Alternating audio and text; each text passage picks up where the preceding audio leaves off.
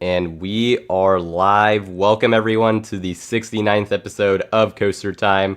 I am your host, Carrick Gilgan, and today we are also joined by a returning guest from the Lone Star State, who's also known to be one of the great video editors in the coaster community, and this is none other than JB Thrills.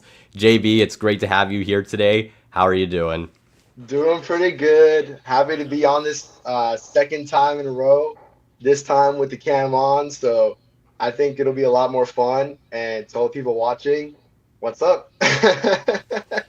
Yeah, no, it's awesome to have you on after all these years. And it should definitely be a fun stream today. And that'll actually bring us towards our first segment that we're doing, which is going to be the Blind Ranking North American Park Challenge. And I'll kind of show that here with this wrong one. Let's see. There we go.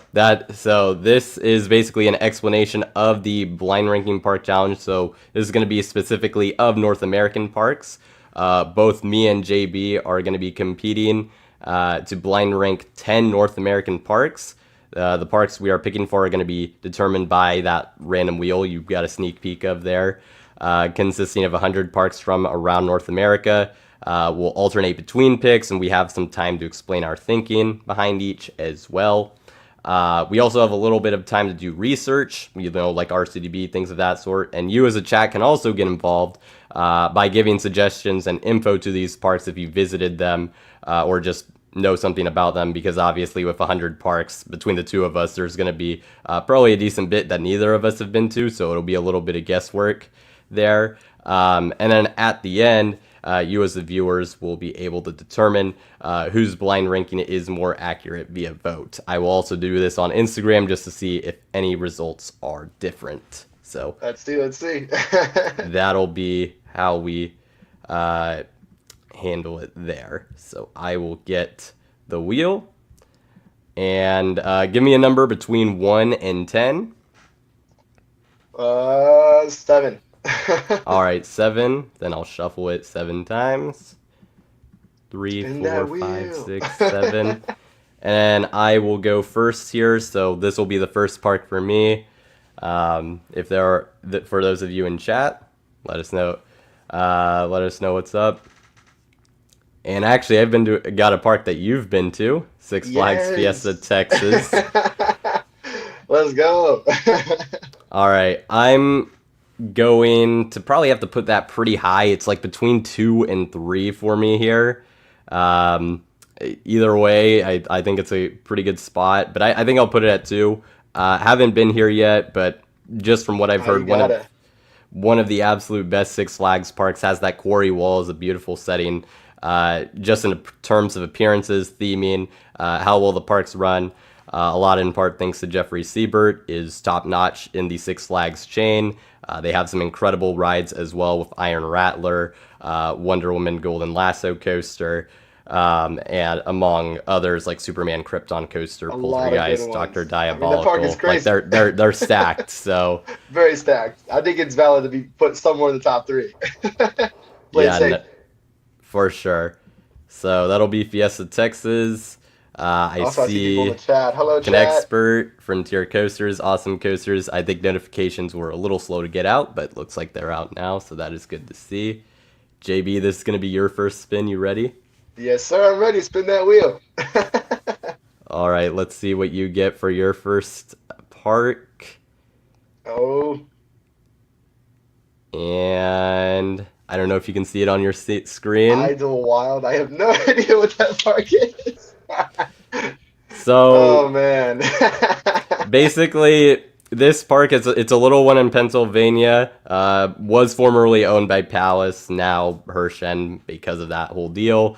Basically, Okay. it's a very kids-oriented park or families. They do have 2 coasters. They have an old wooden coaster called Rolo Coaster and the weird Vekoma Wild Mouse that has a slanted lift hill. If you've ever seen that. Oh yes. Okay. Yeah. As Michael says, in southwestern Pennsylvania. It's also quite expensive admission wise, so I Is it will tell you really? that. What? Yeah, kind of infamously so. I forget what the price point is, but we've had a previous guest who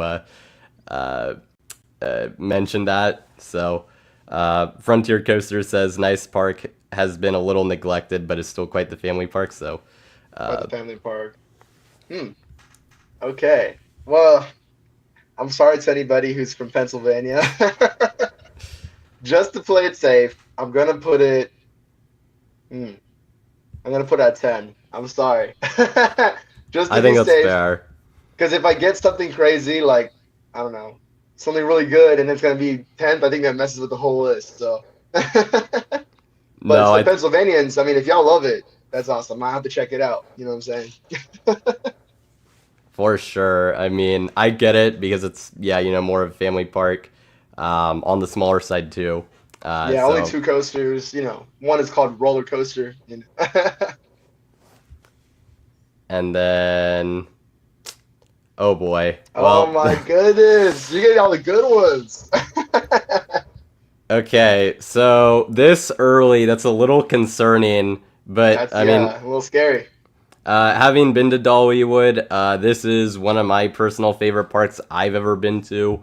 The wooded setting is absolutely fantastic, along with all the charm and that like southern feel that it has. Obviously, also really great in the coaster collection department, with Lightning Rod being a great standout and a lot of great.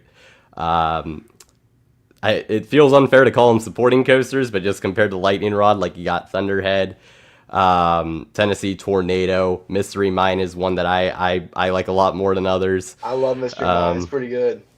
so, got to give that one a shout out. A lot of people enjoy Wild Eagle, Fire Chaser Express.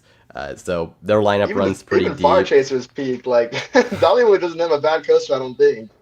No, I of the adult ones, I would not say so. I haven't done Big Bear, but that looks fantastic as well.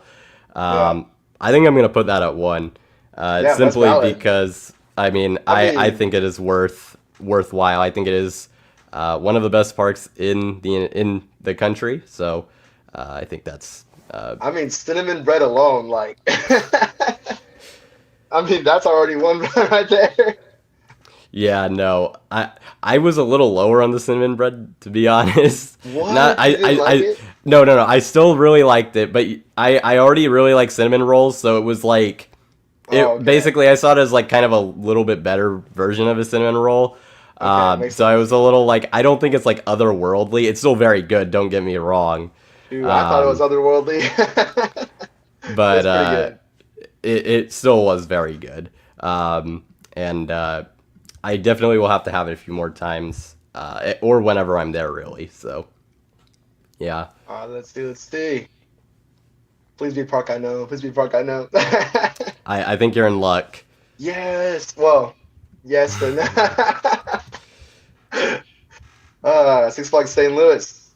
You know, I've actually never been there, but I'm very familiar with it. Almost went there once, but um, I want to say their standouts would be Mr. Freeze, which is what we have over here. So, you know, uh, the boss, right? Um, they also got that crazy flat ride, Catwoman Whip. That one's pretty cool too. Oh yeah, that is an under a good shout out.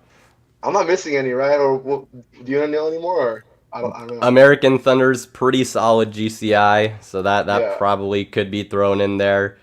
yeah. I think you hit most of the big hitters. Screaming Eagle, there's a Screaming Eagle. kind of cultish fan base and locally Yeah. with that one. So I mean, St. um, Louis is a classic. Like, it was the third original Six Flags park. Actually, yeah, third one. Um, the main creator of Over Texas, Angus G. Wynn.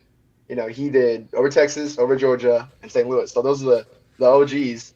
So because of the historical value, and also because I feel like it's a safe bet, I want to say let's put it at number 6. Yeah, all yeah, right. yeah, just to be safe. No, I think Um, that's a good place for it. I mean, I haven't been either, but yeah, it looks pretty good. I mean, I want to say it's like Over Texas, but with a little bit less crazy rides. So, mhm. no, totally for sure. I forgot to mention they do have a Batman clone Oh yeah, as well in their lineup. as they all. Um, a lot of Six Flags parks do. Yep. So I don't want to gloss over it. Oh boy. Oh, what's I up, just chat? see Park Visions, the goat. welcome to the stream Park Visions along with 61 Another one. Coasters, Oh Yellow my gosh, Studios. bro. Now, you see, this is a park I have not had the best of experiences at. Um, so Oh. pretty Well, you pretty got much experience. pretty much every time I go, and to be fair, some of this is the norm, but I've had like some ridiculously bad like Discovery Kingdom experiences in the past. The most recent one, we at least got to ride every major coaster once, which, considering all the chaos that happened that day, was very fortunate. Um, they have a solid coaster lineup. I mean, Joker's excellent. Well, actually, I guess um, amongst the YouTube community, I would say underrated RMC. Yeah, Medusa is that's an valid. awesome floorless. It's my personal favorite I've done, without a doubt. Like I said, just out of the ones I've done. You have some solid other rides as well. Superman Ultimate Flight. The Flash. Um, Yeah. I haven't done Flash yet, What? sadly. It's been Ah, closed every time I've been, so dang. hoping that that changes in the future. With I it, mean, you also hopefully get it'll like the little reopen. wildlife aspect, That's pretty unique. Hmm. Yeah, no, it does. It does have the animals to it. I will say. I mean, for a park, it's definitely a nice bonus. I will say definitely like don't expect like SeaWorld Bush levels in terms of exhibit quality. Heck, I mean, having been to other zoos in the area, I'd say definitely their exhibits are of higher quality. But it is another thing to do, so it's worth noting. I am gonna put this at 6 though. After saying all Valid. that. Valid. I haven't really mentioned the issues, but usually operations more so in terms of a lot of like one train operations here. Usually staggered openings as well is pretty commonplace, and ride breakdowns are also like you can count on them to happen basically. Um, at least in my experience. So this park certainly has its issues, but obviously some good rides as well. So. Yeah. I think valid ranking. I think you're getting a pretty solid list going. They just got to Let's be in the see. right order, though. That's Yeah, probably the real important thing. that is true. Let's see what we got now. Get Legoland, Legoland, Florida. Florida. Okay. I've also never been there, but I am familiar with other attractions and how the park looks like. Um, Correct me if I'm wrong. They got the Dragon Coaster, right? Yes. They also is Legoland Florida the one that has the connects looking roller coaster, like the little uh I forgot what it's called. It's like a wild mouse, but it's like themed to connects. I believe they do. Yeah. Well, actually, I think they re-themed theirs a little while ago, but yes, they do have a wild mouse. It Okay. used to be kind of that theme, but it got re-themed to like Great Lego Race whenever they put, I think it was like VR on it. Yeah. Um, and then they also have the a Junior Woody as well, in Coaster Saurus. So along Mm, with several, I think they have a few different dark rides as well. Flying Theater, yeah. I'm pretty sure, along with some other ones as well. What I do know is that Legoland Florida is more of a family park, so it wouldn't be on the level of Six Flags. However, if you're a huge fan of Legos, you'll love the park a lot because they're the mini land. You can look at all the little sculptures they got around the park. Pretty creative flat rides. Dark rides are fun too. Are they the ones that have the Ninjago ride? I think so, right? Maybe. I Um, don't know. does Florida? I don't. I know Legoland California does. Maybe it's Lego. clones. I th- I I'm not entirely sure that they have. Um, they do have a Ninjago world, so I'm going to assume they probably have. Yes, they do have Ninjago Dark Ride, so that is Okay. right. Ninjago's pretty peak. So, I mean, I might be biased because it has Legos in it, but hmm, maybe. Hmm. Okay, I'm gonna say seven. I'm gonna say seven. All right, Yeah, okay, yeah. Because you can't compare it to like Freeze and everything, but it's not necessarily a bad park. So, yeah, for sure. yeah. Um, probably a good of something to note here is that even if we like rank parks low, I mean most parks I've been to I've had a good experience at. So even like ones that are low doesn't necessarily mean they're a bad park. It's just trying to compare. Yeah. Um, and then next I got Sea Breeze. So this is a very vintage style park in New York, um, Mm, near Rochester, New York, actually. They are home to one of the earlier steel tubular coasters, um, which is called bobsleds. So that's a pretty notable one there. They interesting. got an over 100-year-old wooden coaster and jackrabbit, along with a few other a Mauer spinner, and then a ENF Myler kitty coaster. So that's the coaster lineup. A lot of other classic attractions as well. I do like parks like this that are more of this classic vibe. And honestly, just from the videos and vlogs I've seen of this place, I think this one is a very underrated park. So I'm going to give this park a respectable spot at 7. Even if it's not, definitely probably not one of the more recognizable parks on this list. Yeah. At Hey, least but from, historic is good, and if you had the experience, that's a good placing. I mean, I unfortunately have not been, so I'm kind of basing off of vlogs Oh, and okay. such. Hey, But but it is your like preference. yeah, this park has kind of stood out to me a little bit amongst the lesser talked about ones. So we'll move on to the next wheel spin. Let's see, let's see. Oh well, this Yes! I've been there. what are the odds? What are the odds, bro? It knew that I was my stream, and I was like, okay. I mean, dude, There's not really just much else you can put, is there? for one, for one, anybody in the chat who have not seen my video, I recommend kind of like go checking it out. I recently went to Florida, and Universal Epic Universe is peak. I mean, it's not a hype train. It's not something that everybody's like hyping just because it's new. It's that good. Stardust is insane, especially at night. Monsters Unchained, it wasn't that scary, but it was still really cool though, and it felt like very immersive. Um, Dude, Nintendo World, oh my goodness! As a longtime Mario fan, like it's immersive. Epic Universe is sick. The food is really good. The experience is really good. It has to be number one. Enough said. Yeah, no, I mean, I am hoping to get to this park later this year. Have not been yet, You but I've been gotta to go. the other Universal parks in the area, so excited to see how it compares to one of my other all-time favorites, in Islands of Adventure, uh, Oh yeah, that and one's good uh, too.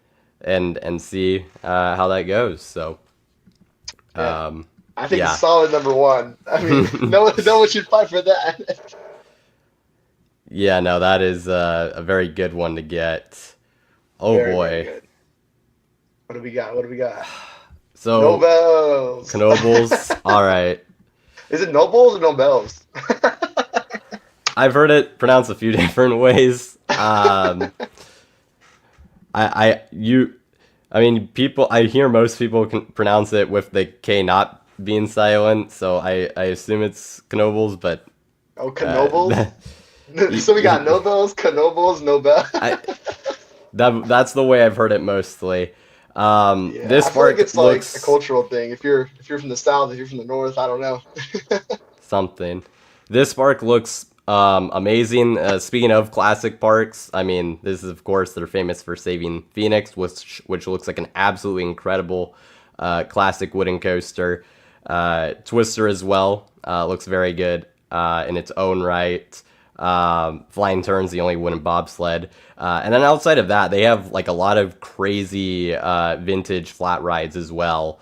Their flying scooters are legendary. If you're able to snap them, I mean, there's some crazy videos out there of people snapping them like crazy. Yeah. Um, I think it's called a Rolo plane. I think they got one of those, which is pretty rare. Oh, Uh, that flat ride where you're in the airplane, it kind of like rotates around. yeah, that Yeah, yeah, they yeah. have one of those, which is pretty sick. Mm. They have their own Haunted Mansion dark ride, not to be confused with the Disney one. that is also well renowned in its own right. So I'm gonna put this at 3. I think I Okay. absolutely love this park, and Okay. people who've been rave about it. The food as well, I've heard is absolutely fantastic, and they have a lot of interesting other things to do. Like I believe they have Fascination Parlor, which is like kind of classic game. So yeah, lots to do at Knoebels. Valid. Valid. Unless you get like a crazy good third park. Unless you get islands. Let's see. What do we got here now? All right, next we got Uh, how do I uh, pronounce that? Lake it's Lake Winnie. Winnie. Just call it Lake Winnie. Okay, Um, Lake Winnie. man, What's you're at Lake getting. Winnie? So, are you aware of this park or Not at no? all. Not in the Okay. slightest. Zero. So, so basically, this is near the Chattanooga area in Tennessee. I actually was close to this park without realizing it, and so I missed it, sadly, Mm, a few years ago. They have a classic wooden coaster called Cannonball, which is old PTC Woody. They also have this classic boat ride that I believe is like the only one of its kind remaining. That is also like one of the main attractions to do at this park, along with several other classic rides. So this is very much another classic feeling park. Though I've heard from some does feel a little run down. So take that as you will. mm, That's about as much as I can give you there. dang. Okay, so mm, historical is good. It could bring some value.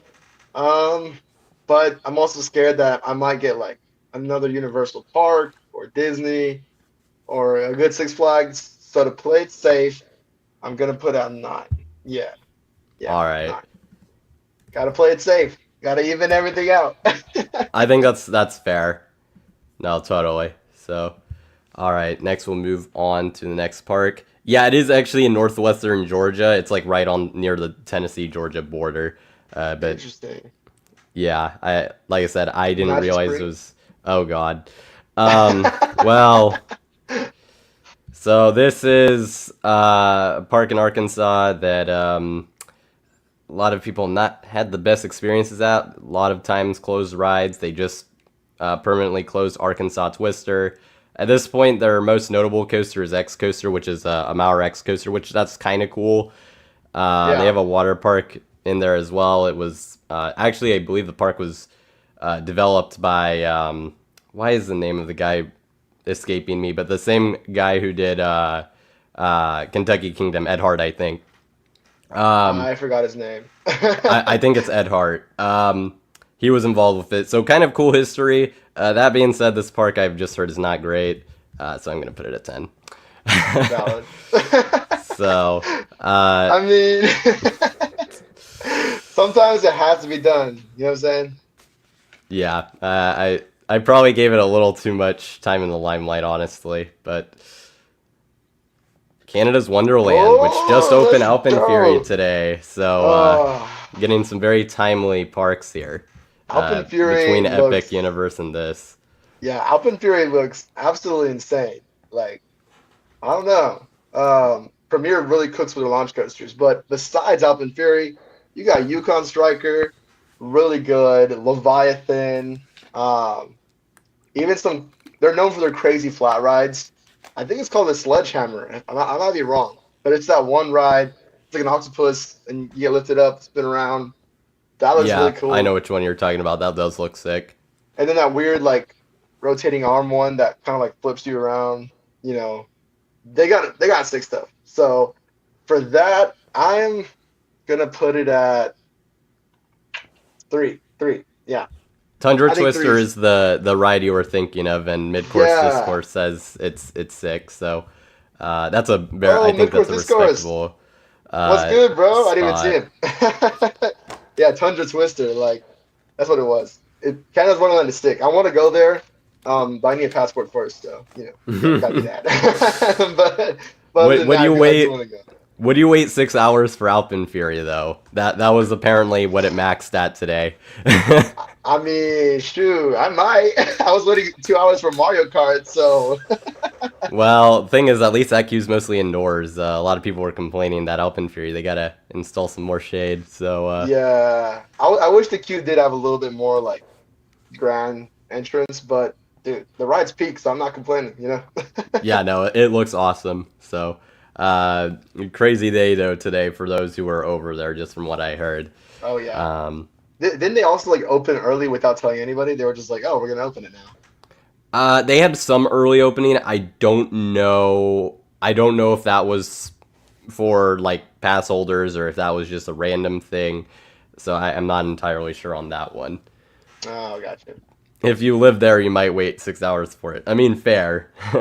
Yeah, I mean, if you live there and it's your home park, like, what else do you got to do?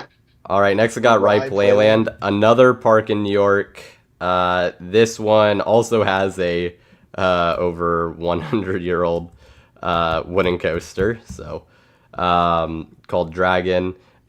This park has been actually like pretty like struggling quite a bit. Their operator opted out of the contract this year, and Oh, they had to scramble around to get going. Um, it another older classic park, but I've also kind of heard on this one, definitely feels a little rundown, or at least did with the previous operators. So can't rank it too highly for that reason. Hope they have a little better luck, because it seems like it has solid potential. Believe it's also right near like kind of a like lake beach area, which is cool. Um, so or a beach area, I should say. I'm not sure if it's lake or ocean, but oh. I can't rank it that highly, sadly. So it's got to go at 9. Fair, fair. Solid list, solid list. Let's see what I'm getting. Spin that wheel. What do we got?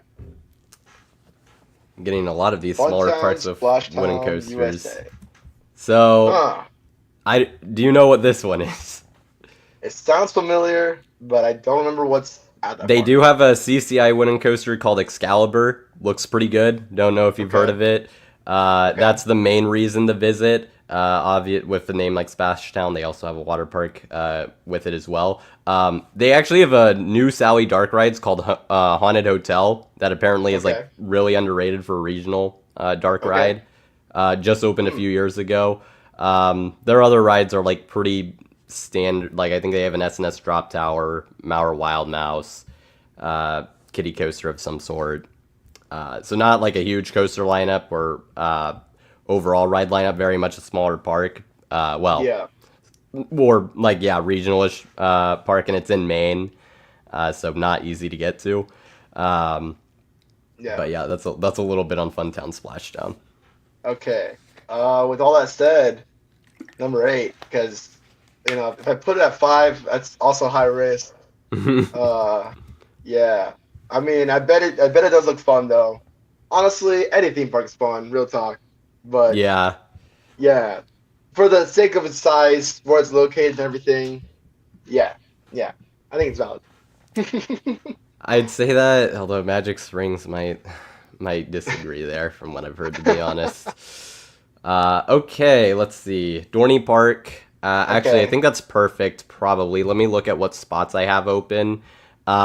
This could be. I'm probably going to put this at 5. I have not Okay. been Valid. here, but it's a park that's gotten a lot of coverage from the coaster community as of late because of the obviously Iron Menace opening last year, which was Right. great to see after all these years. I've heard it's also a park that you can visit most days of the year and not have to wait much, which is nice. They have very good operations from what I've heard. Seems to just be a very well run park with, compared to like the bigger now Six Flags parks, not necessarily the best coaster collection, but like a solid collection nonetheless. Like Steel Yeah. Force, Talon, Hydra, with that JoJo roll, um, amongst others there, and they have Demon Drop too, which is pretty sick. Oh yeah. Very unique drop tower as well. So Rare. Yeah. should mention that another park that also has an over 100-year-old coaster. I don't know why I'm getting like all the parks that have them, but okay. Seemingly.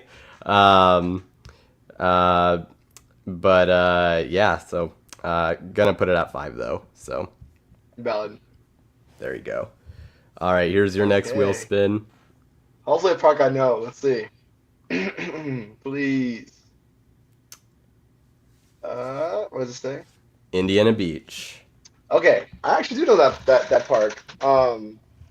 Have I been there? No, but um, pretty good. What is? I'm blanking on the name though. They got a very unique roller coaster. Isn't it like?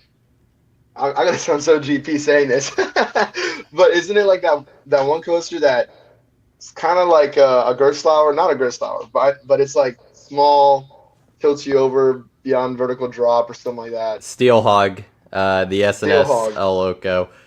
Steel Hog. They I was they gonna say El also Loco, but yeah, that's that Las is the Vegas. model. That is the model. So you would have been right there. They have their main coasters are Cornball Express, which is another CCI wooden coaster, known for its great airtime. What kind of name is Lost that? That name. It's in Indiana, so it's gotta be. Lost. If you think, and you got Lost Coaster of Superstition Mountain, even weirder name, which that's Superstition the Mountain. cursed tiny wooden coaster with those tiny cars with the crazy turn radiuses that was converted from an old dark ride, which I is think I've seen that one too. Yeah. yeah. I'm pretty Uh, familiar with that one. It's honestly on my bucket list. Like it's a park that I would totally like stop by and just check it out for the fun of it. Um, and because we're stuck in the top five, I'm gonna have to put over St. Louis, number five. Yeah, because any higher is also kind of risky. Because if I get something crazy, I had that feeling. You know what I'm saying? So, no, mm-mm-mm. that's completely fair. Mid-course discourse loves Indiana Beach, so you Hey, got that. Midcourse is the CCI that's like in the footprint of a dark ride. Yeah, like what you were saying. That's crazy. Yeah, I Indiana Beach. mean. I'm gonna have to put it to the list for real. Okay, well, this is an Oh. unexpected one to get. So, well, here's the thing. Let me look at the parks I have. Okay, putting it at 4 is a little harsh, but honestly, I could see it. I don't know that I'd have it below Fiesta Texas and Knoebels. And I think I do have it one spot above Dollywood, but honestly, for me, Dollywood and Cedar Point are pretty close in my rankings. Yeah. Um, because Cedar Point, I mean, at this point, pretty clearly has the best coaster collection in the world. I Yeah. don't need to run through all the coasters because you know them basically. But I will say, just visiting this park seems like, and having like, this is definitely a park you pretty much have to visit multiple days if you want to be able to, ride a decent amount of their rides. Yeah. You have to. And it's definitely one of the more stressful parks that I've been to. So I will say that.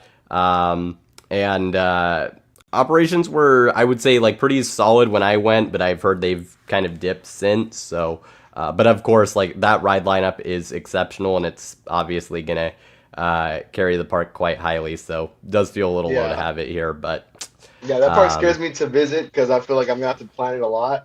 But it looks so good. I really, really want to go soon. So yeah, valid. Valid. alrighty. So that's Cedar Point. Here's your last 2 year. You have to get two uh, Oh, good come parks on here. now. Please be good. Please be good. Please be good. Let's see. Let's see. Well, Okay. Santa Cruz. Okay, I do know the beach boardwalk at Santa Cruz. Uh, Pretty fun roller coaster they got. That goes over the, or not goes over the water, but goes pretty close to the water. I wanted to go there when I went to LA. Didn't have time. Uh, Wait, Santa Cruz.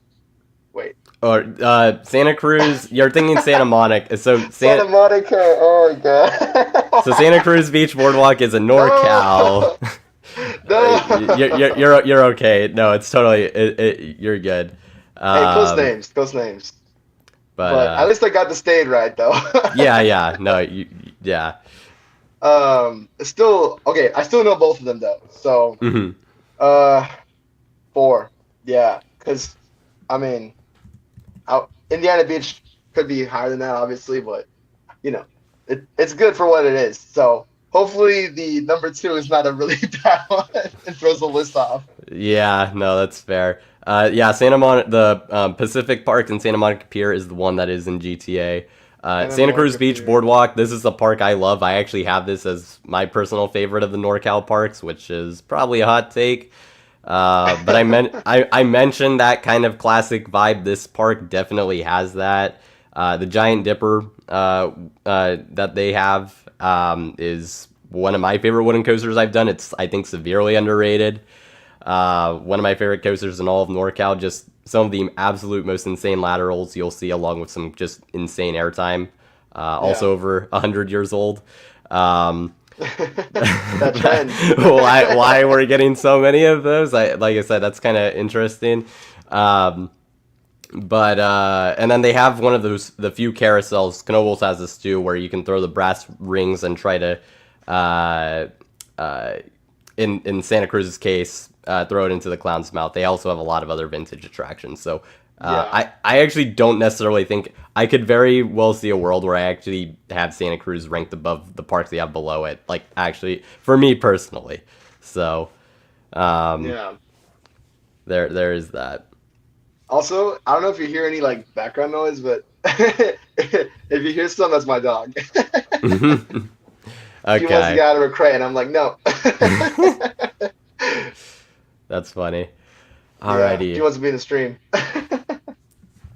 All right. Last park for me.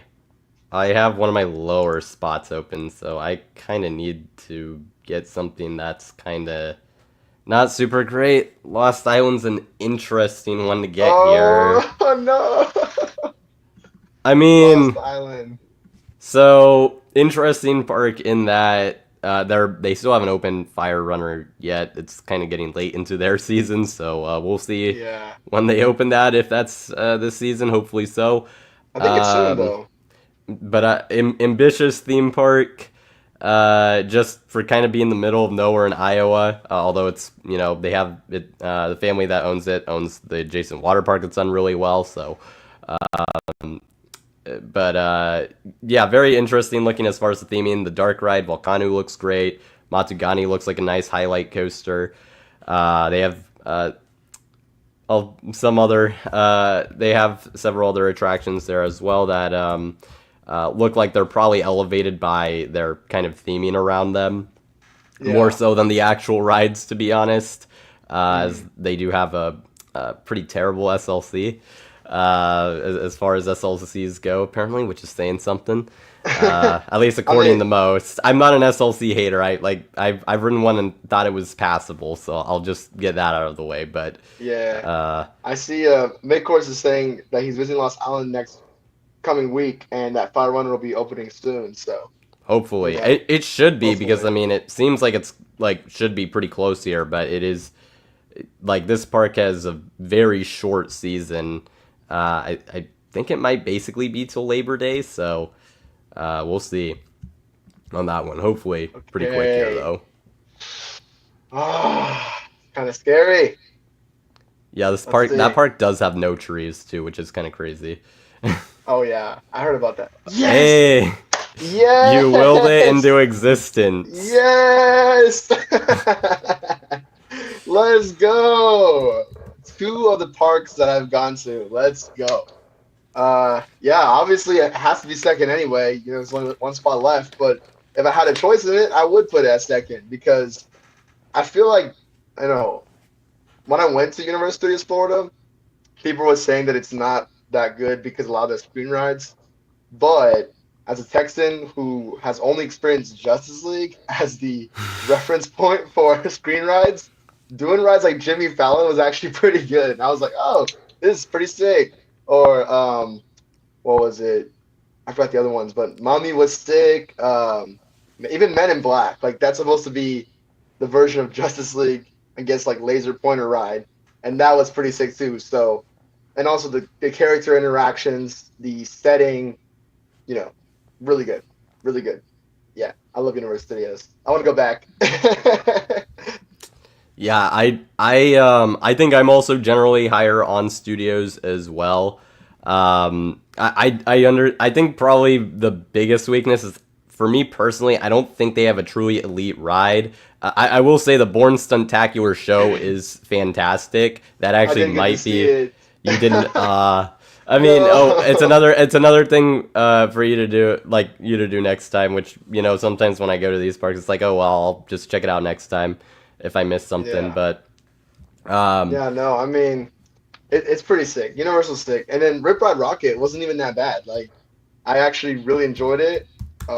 It's not crazy good, but you know, it's not the end of the world. And then on top of that, I have pretty high hopes that the next coaster that will replace it will probably be really good because Universal's been having a pretty good track record lately. So they'll get that main coaster yes, soon.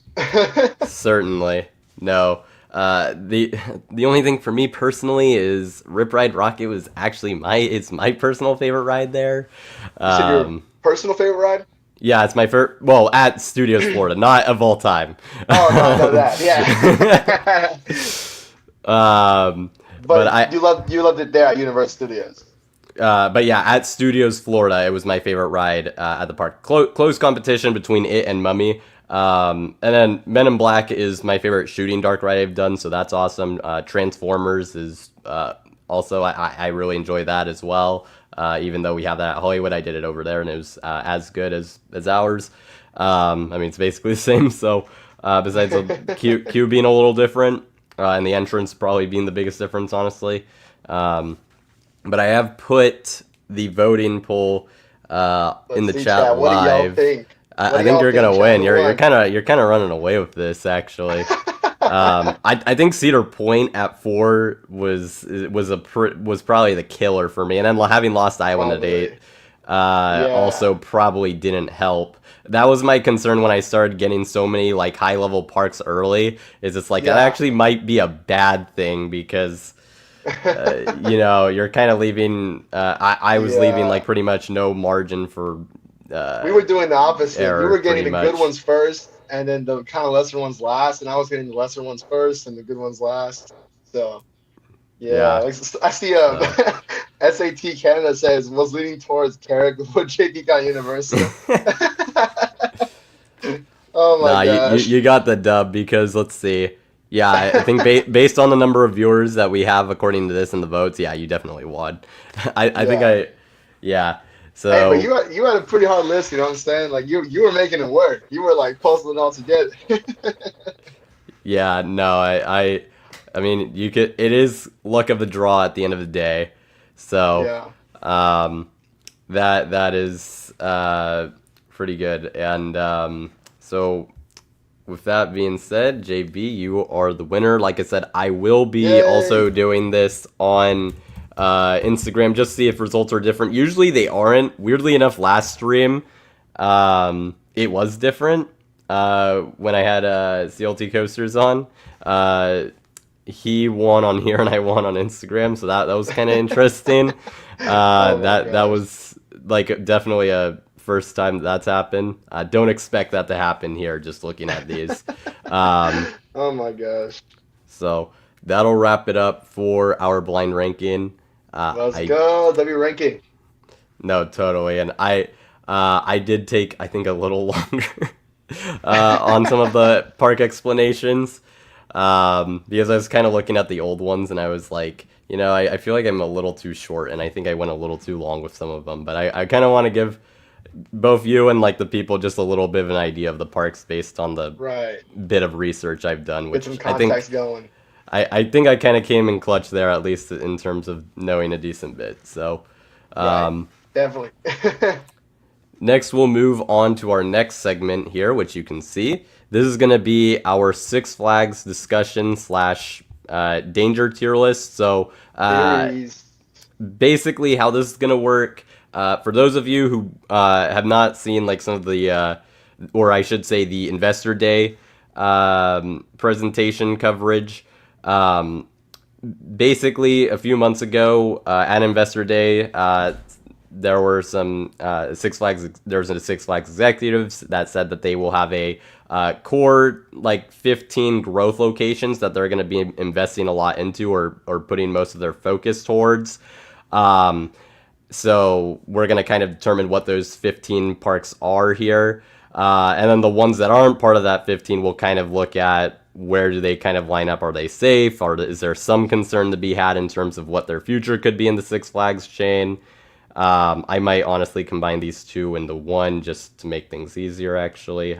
Yeah, I'm just going to probably delete this row because I think that probably makes things a little easier. Yeah, and then obviously there's a few parks. I'll just throw Great America and Six Flags America here and rest in peace because we know that Rest they're in cooked. peace. So, Uh, anyways, with that being said, we'll start off going with the what we think the 15 core parks are, and then I think going okay. from there is probably easiest. So, Yeah. we'll do that. Um, let's see. So I guess if I'm trying to think how we should go about this, I guess I'll just go through some. So Cedar Point, think we can probably agree is a core park. Uh, Obviously. Yeah. one of the Sirens 15 core Curse, parks. TT2, tons of rides, tons of investments. Yeah, I think they're safe. Um, Carowinds, I mean the headquarters is in Charlotte, so let's just throw Headquarters. it there. Um, Canada's Wonderland, I think we can kind of throw in there too. Very safe. Um, Kings Island as well gets a ton of investment. Um, Not definitely safe, I feel. Uh, I mean, one of the most classic parks in California, and yeah, there's no way they wouldn't take it out. Next we have Fiesta Texas. I think probably is also in there. A lot I of mean, investments. I mean, from yeah. what I hear, 2027 is supposed to be a very big year for Fiesta. So, yeah, Uh, yeah, I'm gonna put Great Adventure in here. Like I know that a lot of people are a little worried in terms of like what is like yeah. their next project delayed. But I mean, just if you look at the area and the cities it's pulling from, I think this is definitely one of the parks they're going to be investing towards. So I mean, and here's the thing, like Great Adventure, I know people are upset with cost removal and all those multiple attractions, but maybe it's like a kind of let it figure itself out, kind of wait till it's finished type of situation. Because I feel like once we get that new coaster, they're gonna invest a lot in Great Adventure, kind of transform that whole area. So yeah, I think it's safe for now. yeah, I would agree there. I'm hoping it is more like you said, where it's kind of like they kind of have to rip the band-aid off. But hopefully, a little bit from now, we'll be able to see the Yeah. vision a little more clearly. Great America, I mean, Chicago area, just got Wrath of Rakshasa this year. Yep. I think that's also going to be put in here pretty easily. For Magic sure. Mountain, they have said in some of those meetings that they're going to be investing a lot into that. A So lot. Yeah. that's another one. I'm going to mention Six Flags Mexico here. This is the largest metro area for a Six Flags park to pull from. And we know from 2019 attendance that this was, I believe, ended up being their third most attended park in the entire chain. So even Yeah. though they don't necessarily get the investment that the other ones get, I think seems pretty safe there. I mean, because you Um, also gotta, it's a different country. So, I mean, in terms of that country alone, Mexico, Six Flags there is one of the best ones there. You know what I'm saying? And it's not that they're mhm. getting a new coaster next year, the Family They are Boomerang. getting So, the family boomerang. So yeah, it's just the obviously what happened with Siren. Well, what ended up being Siren's Curse and the local government, kind of how that played out was a little unfortunate there. it was sad. Um, Yeah, it would have gone nice there for sure. But I think we it can is what it lump is.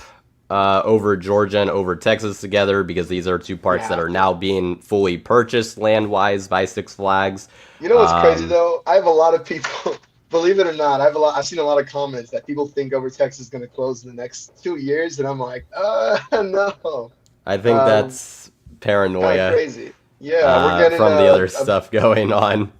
I So mean, we're currently seeing a ton of track in the parking lot for our big coaster. Yeah, I think we're good. I think we're good. yeah, no, I think they're good there.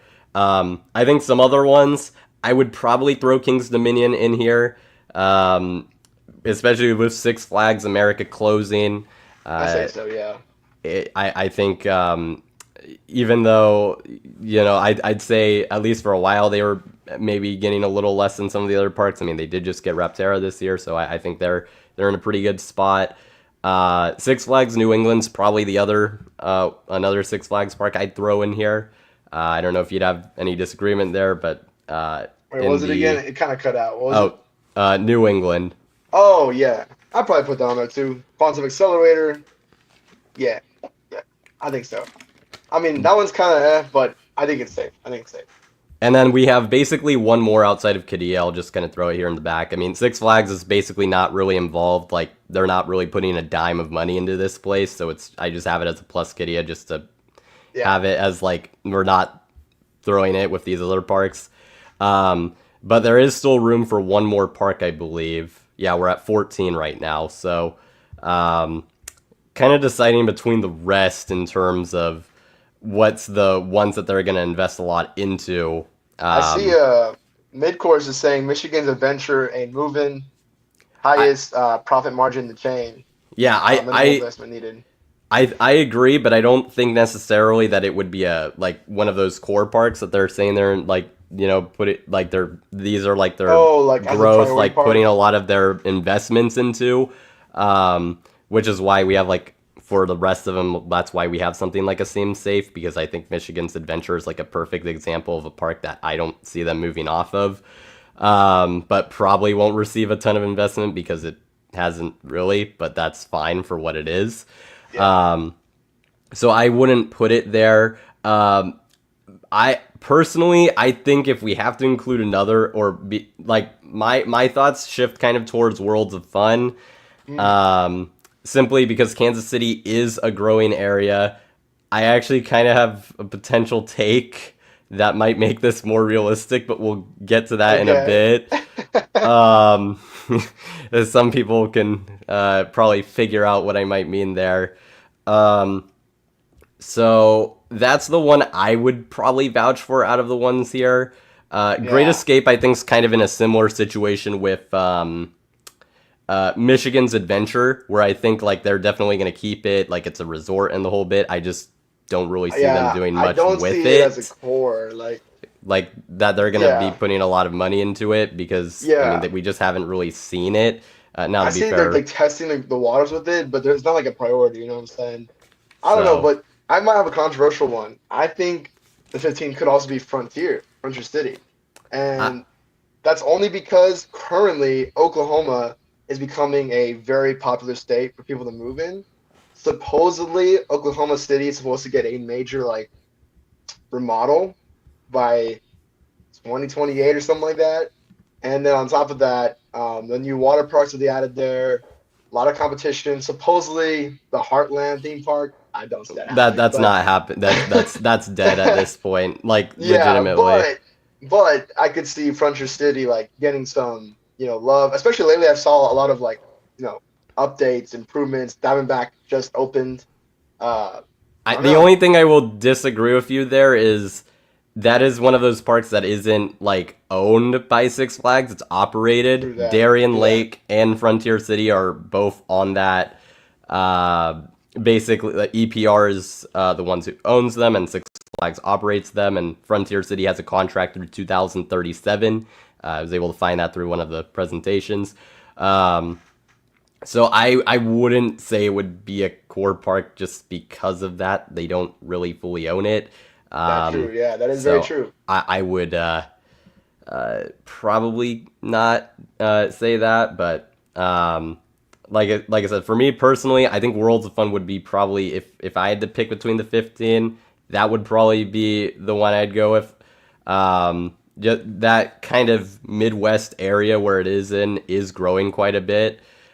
And like I said, I kind of have something here that I think could make it a little more likely.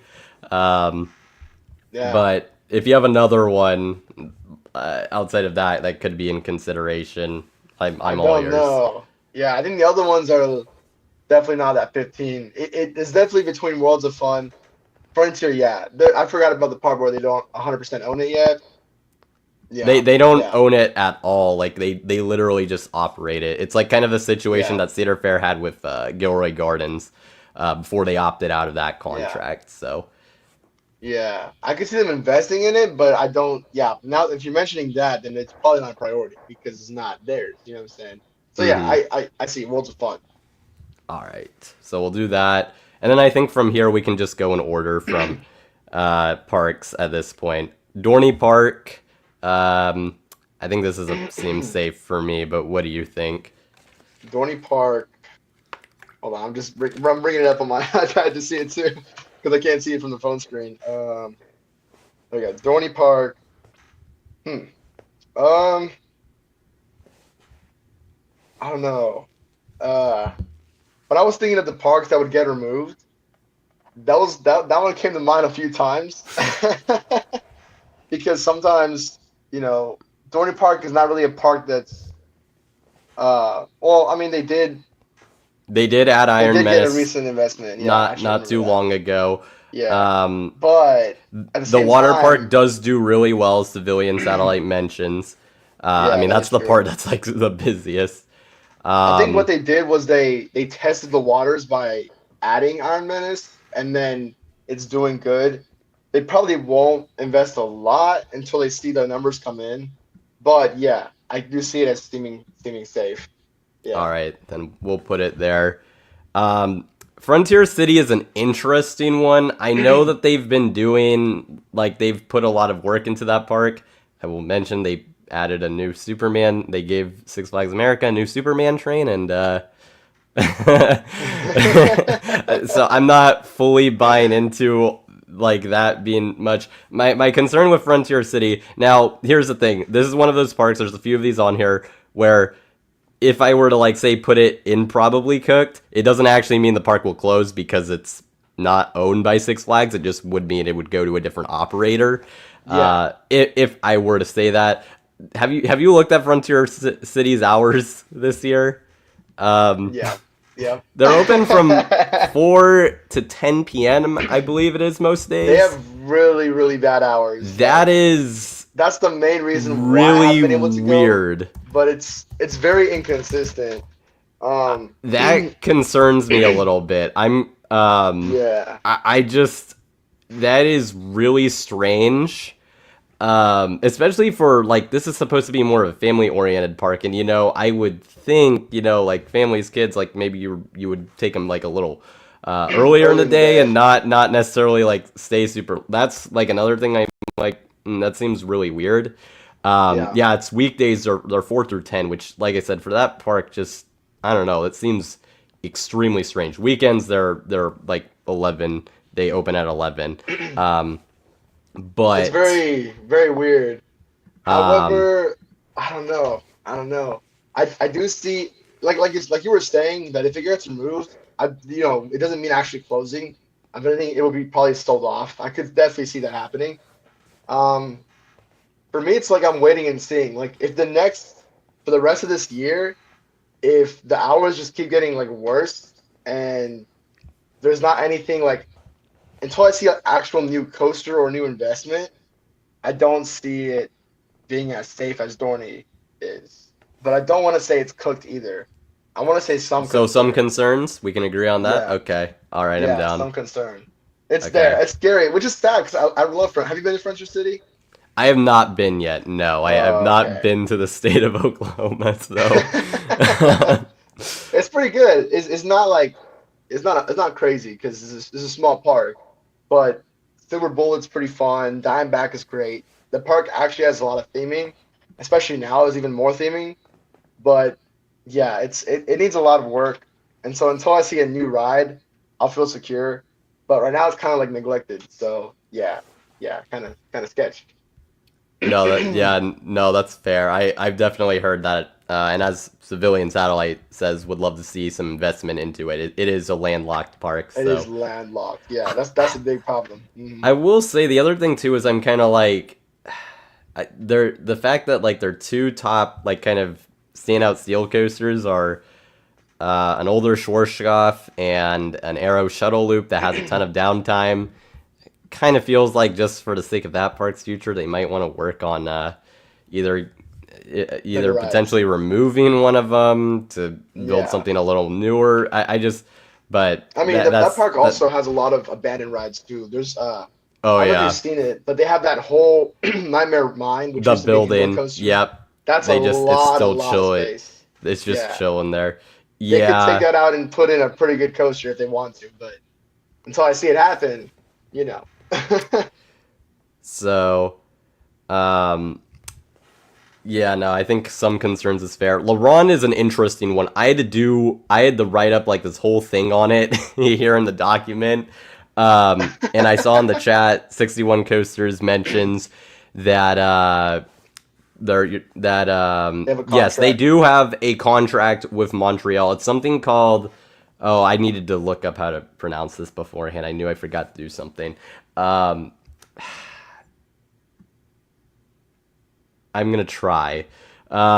An emphyteutic lease. Probably butchered that. Someone can let me know. Basically, with the city of Montreal, with Montreal, where Six Flags technically owns the park and its assets, but Montreal owns the land it sits on, and Six Flags has to Yeah. pay them basically a form of rent to operate it every year. And this contract is through 2065. And in many of these kinds of leases, the lessee, which would be Six Flags here, has to maintain and improve the property continuously, Oh, which okay. uh, which Yeah. debatable if they're really not even debatable, not really exactly happening right now. But from my like kind of research I've done, Six Flags can't like just opt out, just decide what, we're not gonna do this. They can't really like opt out of the contract. Yeah. But it does seem like they could sell or transfer the rights to the park That's to what I'm about to someone say. I was else like, is it possible to if sell? Montreal, if the city approves it and someone else is interested. It seems like it is possible that they could sell or transfer the rights to the park to someone else. Yeah. Like that's about, like I said, that's the research I was able to do beforehand. So basically, I would probably put this into some concerns, but again, this is another park where if it were to be sold off to somebody else, um, it wouldn't mean the park is done. But Yeah. I think, and you could even argue, seems safe because of just how complicated it seems like it would be to move off of the park. But at the same time, I just this is a park that is very much neglected under the Six Flags ownership. It feels like Yeah, for they they sure. they just aren't really giving them much, and they're just removing rides and removing rides. That monorail recently being like a pretty big one that is just, I think it's still SBNO, but it's not going to operate again. Yeah. So I would personally put in some concerns, but I would agree. um, Some concerns because like they're forced to keep the park, so it's like it's kind of safe. However, it's not 100% safe, like some people claim, because at any point Six Flags can find a loophole, sell it to a different park, give it to well, someone it's more else. so it's not necessarily a loophole. They just have to find, if Well, they're not loophole. interested in Yeah, selling it, they just have to find someone else, and the city has to approve it. Like I and it's said, not just it's not impossible to do that. They could easily make an offer that's tempting for someone else to get it, but because of that, it's not insanely cooked. So yeah, yeah, yeah, yeah, all yeah. right. Good. Michigan's adventure was brought up here, but yes, it has been known that this is allegedly one of their uh, highest revenue parks, and they just don't really have to put much into it. And also, it's been stated in the past that how the chain previously viewed Michigan's adventure before the Six Flags merger was that Michigan's adventure was kind of this more family oriented park in like kind of that Michigan area or Midwest area, I suppose, that families would go to, and then once the kids got older and wanted to do more thrilling rides, they would go to Cedar Point. So Mm, it very much has a place in within like the chain. So I would say seems safe. What about you? I would agree. Seems safe. They have a lot of good rides, a lot of potential. Um, I'm not too worried about that part. I think it'll be okay. Yeah. Yeah. So And for the uh, sake of mid-course discourse, this keep next that man's one. park safe. Actually, I'll switch it around. Six Flags Darien Lake. I'll let you go on the spot for this. What do you think? Oh, actually, Okay. one other thing I should mention. This is also another park operated by Six Flags, not owned by them. Not owned by them. So Yeah. same situation as Frontier City, contracts through 2037 as well. Yeah. That park worries me a lot. Um, I know people said, "Oh, but they got the Titan track, but there's some investments, there's some new things." We Six saw Flags from Six America is Flags all you're gonna America, say. exactly. We saw from America firsthand that none of that matters. At any point, they can say we're closing the doors. Could it happen soon? Probably not. Like, I don't see it happening like right away, like next year. They're probably gonna give it some time. But like Frontier City, it's in that area where they could do it at any point they want to, but it's not 100% cooked until I see like, you know, if I don't see any new attraction in the next 2 to 3 years, it'll probably be cooked. Or I mean, even I mean, America also got new attractions too. It has to be like a really significant new attraction, like something that would be like, oh man, they would never take this park out after spending that much money. You know what I'm saying? So in that case, I would say some concerns. What do you say? I would actually, this is the park I would, out of all of these, lean the most towards probably cooked. Now, Connexpert does bring up a good point. This is like, they do have one of the largest concert venues in the Western New York region. And this is the park that has a resort attached to it. But again, this is a park that Six Flags operates, doesn't own. Doesn't And know. this is the park that I could have brought this up with Frontier City earlier too. They have moved off of in the past.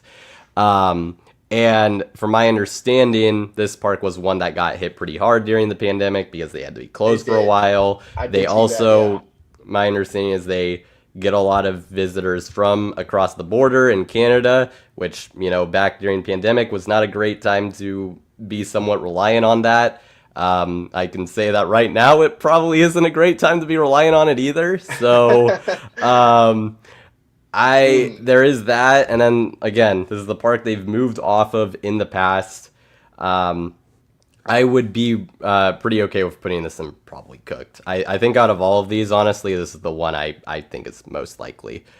Even though it does have some definitely advantages, like an expert said, has that aspect of being a large concert venue in the region, and then has the resort attached to it, but it's not Yeah. actually full. It's not owned by Six Flags, so I would lean towards probably cooked. I know you said like probably some concerns, but I kind of want to have one park on here that's in probably cooked. Well, I say some Um, concerns because there's some on the list that I'm gonna say is cooked, but we'll get to that. We'll get to that. But okay, all right. if you We'll want to put we'll on cooked put though, we'll put it in some concerns for now.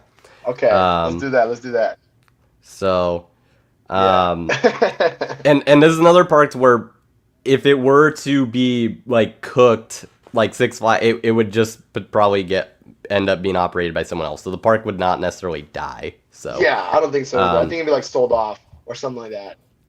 Six Flags Discovery Kingdom. I'll let you lead with this one as well. This is the one I was talking about getting cooked. You know, yeah, they closed down California's Good America.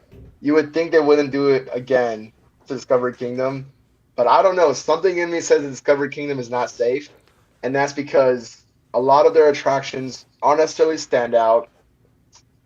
It gets a lot of negative reviews from some people about how it operates. A lot of neglect going on.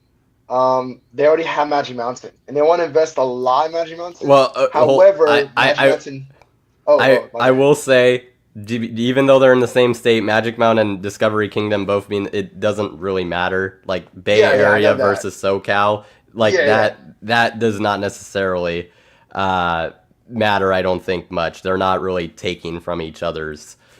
I don't think Um, so. What I'm saying is like Magic Mountain, they literally promised they're gonna invest a lot, but it's weird how they didn't say anything about Discovery Kingdom. You know what I'm saying? They were like, "Oh, we're gonna invest a ton in Magic Mountain," and then there's not really anything in particular about Discovery Kingdom. So it kind of worries me just a tad. Um, and then like America, it was kind of random. People were like, "Oh man, like it closed down." In my situation, if Discovery Kingdom closed down, I wouldn't be surprised. Would I want it to happen? Absolutely not. But would I be surprised? I don't think so. What about you? What are your thoughts? I'm actually a little surprised that because I was gonna come out and say some concerns, and I thought that would be kind of a take. in and of Yeah. itself, but for you to come out and say probably cooked, I am. I'm certainly impressed with that. It makes me feel so. This is an interesting one where Bay Area. This once Great America closes, this is theoretically going to be like the only like true major park. Yes, Santa Cruz Beach Boardwalk exists, Yeah. but that's like a The NorCal. completely different thing where it's like most people who go there are also lumping that with the beach. It's kind of more like you add it on to like your beach day sort of thing. So like Yeah. completely different thing. Now you could argue there's a lot of other like just entertainment and tourist attractions in the Bay Area that compete with Discovery Kingdom, and that would be true.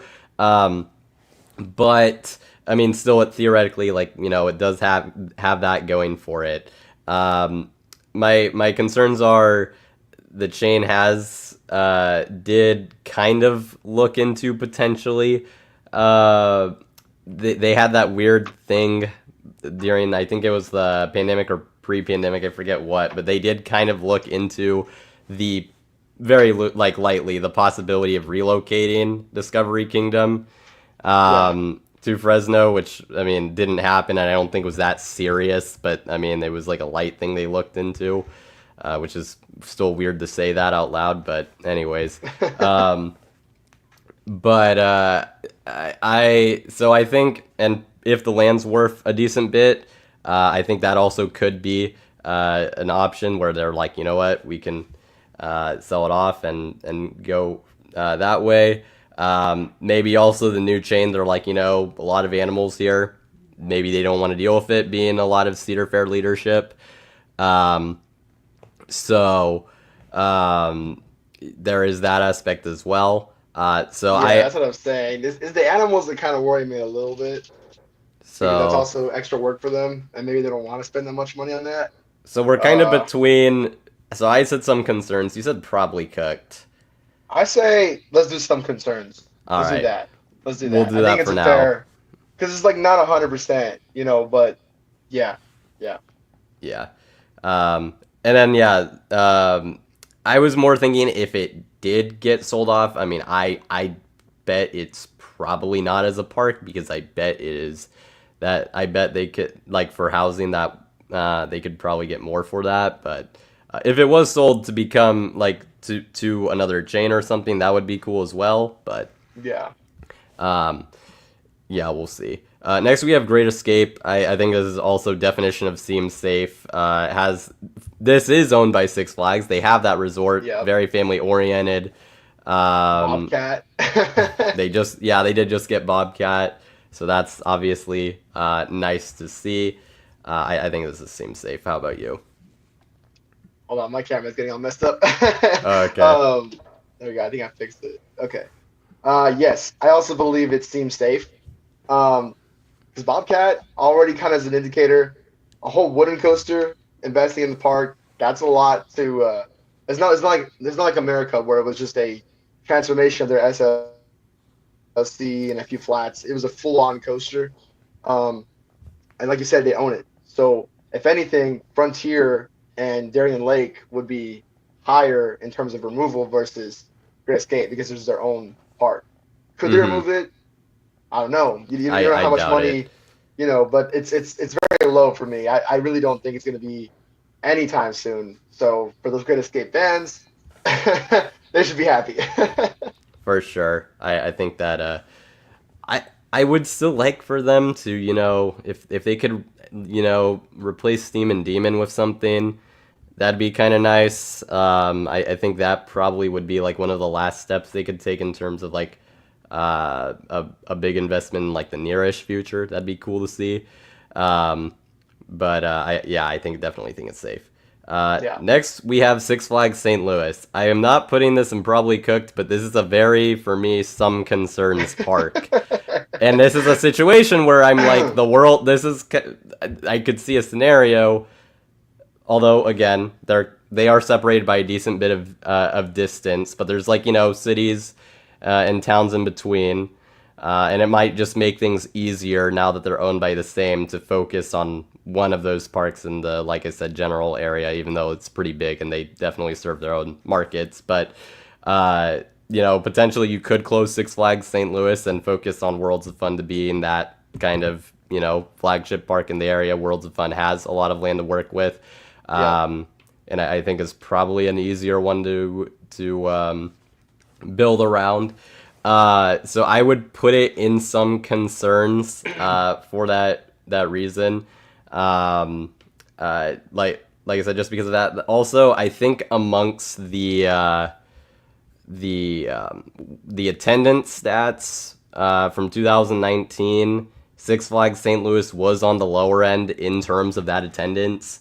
It was right in between Great Escape and America, which for being in like St. Louis is kind of tough to be honest, because it's a pretty big city. Yeah. So I would definitely have some concerns on it. How about you? Yeah. For me, it's either between some concerns or cooked. It's because I have some friends here in Texas, and we were talking about the whole removal of Six Flags, and how we're not surprised about America closing. When they said that, I was like, oh, there was one that was on my list of getting removed. St. Louis is also on that list for me, and it's not only because of the attendance and how small the park is. They have not gotten a ground up original coaster for a while, and not only that, Well, hey, their operations. rookie racer, don't Oh, sleep. rookie racer peak. Nah, rookie racer. Okay, but maybe it was like a deal. I said I maybe it think was like a deal or that coaster something. is believed to be a canceled coaster for a park in Asia that Six Flags purchased and That's brought the vibe over it gave here. to me. Yeah. Um, and then on top of that, I've heard operations aren't that good. Um, and on top of that, the attractions they have aren't necessarily stand out like America. For example, America had Man of Steel, so does New England. St. Louis has Mr. Freeze, so does Over Texas. So if they were to lose that park, they aren't losing anything big. Would it suck for residents of St. Louis? Absolutely. And I do wit. And honestly, if it does close, it's not because the park in general is bad. It's because it didn't get much care to begin with. It had a lot of potential. I think it still has potential, but if they don't turn it around in the next few years, it could be cooked. So, like I said, I would agree if you want to say put it in cooked or put it in some concerns, I'm down with either or. It's somewhere there. We'll revisit some concerns. Actually, probably one of the things that I just thought of this, um, going back to LeBron, uh, one of the things that might also save it in terms of like what makes LeBron interesting is even though Six Flags owns the assets to that park, I'm pretty sure since the city owns the land, if they were transferred to their ownership to the park to another company, the Six Flags wouldn't be able to relocate their rides most likely. So in terms of reusing stuff that like theoretically, like say St. Louis were to close or Discovery Kingdom, you could relocate rides or Yeah, certain other things as well, parts, things of that sort. You wouldn't be able to do that with like a Laurent, but yeah. I like just kind of I just thought of it. St. Louis, yeah, I think I also saw the Metro's kind of not growing necessarily, so that also isn't great. Um, Yeah, so yeah, and then last we got Valley Fair. I'll let Valley you take the Fair. lead on this one. I don't want to say it's cooked. I don't think so. There was talks a while back. I don't know if you remember. You probably remember. The whole B&M invert that they were supposed to get, Mm-hmm. and then it just never went through. Um, I don't know what's the current state of the park. Like, if they were thinking of investing, why didn't they? And why is it taking so long? That's the part that's making me kind of worried for it.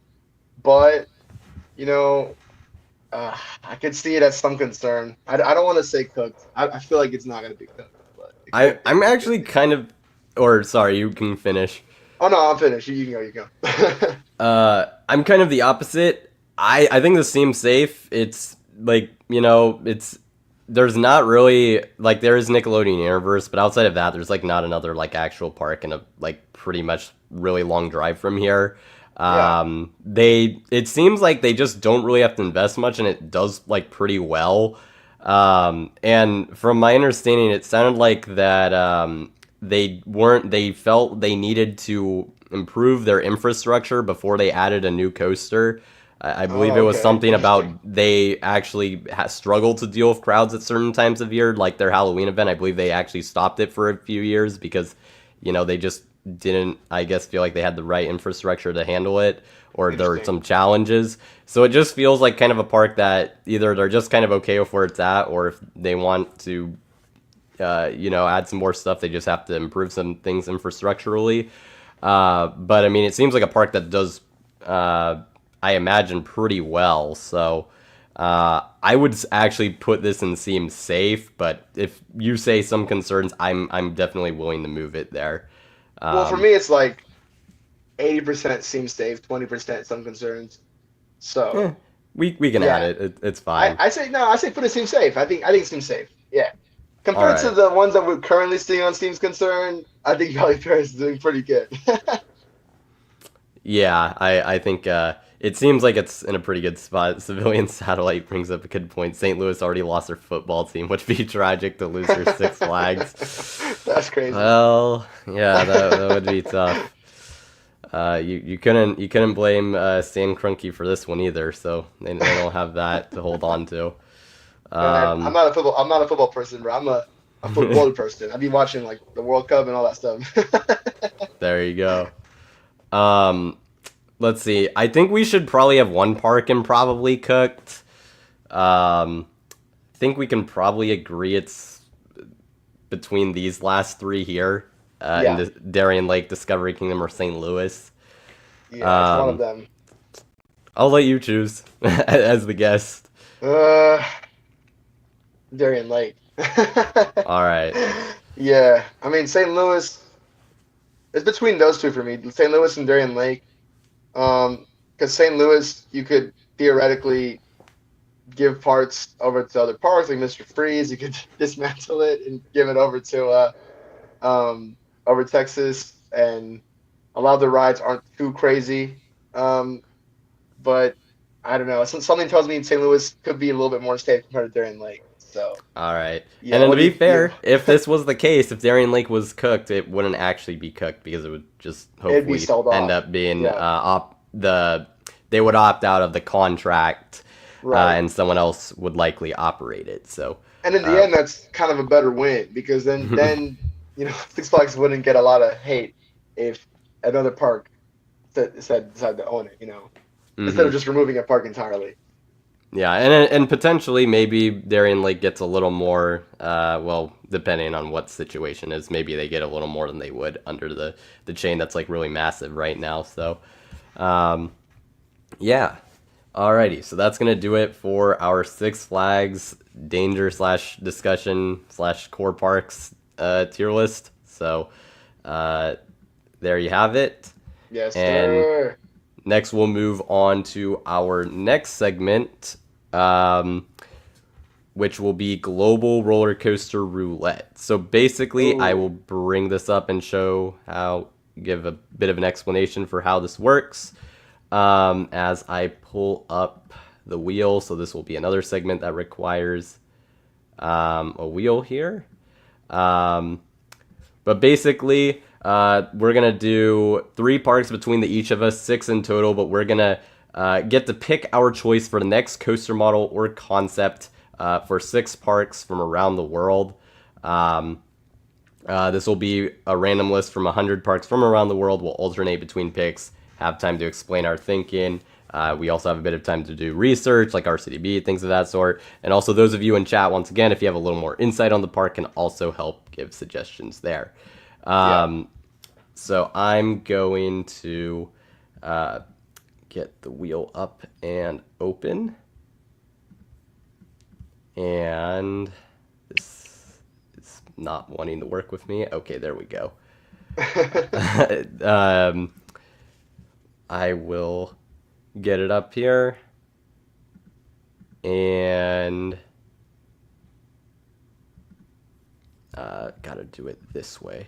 Okay, so it'll be up in just a second. I also need to get the spreadsheet so that way. Actually, In the wait. meantime, chat, how you doing?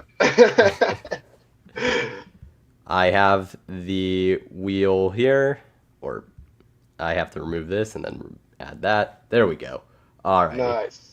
And then again, give me a number between 1 and 10. 3. All right, 3. 1, 2, 3. Alrighty. And then I will go first just to kind of show how this works. So, like I said, 100 parks from around the world. If you want to do North American parks, we can work that out too. Okay. Maybe I just do 3 international, and that actually works perfectly. And you do 3 North American parks. So I get Fantasia Land here. I have to just make sure that we have not gotten them before because I also have a list so we don't do repeats of Oh, okay. in terms of like the same edition that I've done before. So Fantasia Land, never done that one before, so that's there you go. For those of you who are unaware, this is one of Germany's and Europe's in general premier theme parks. They're home to Tehran, an amazing Intamin launch coaster with incredible theming. That was kind of the precursor to Velocicoaster in a lot of ways. Along with Fly, which is a new gen Vekoma flying coaster, only one of its kind. So,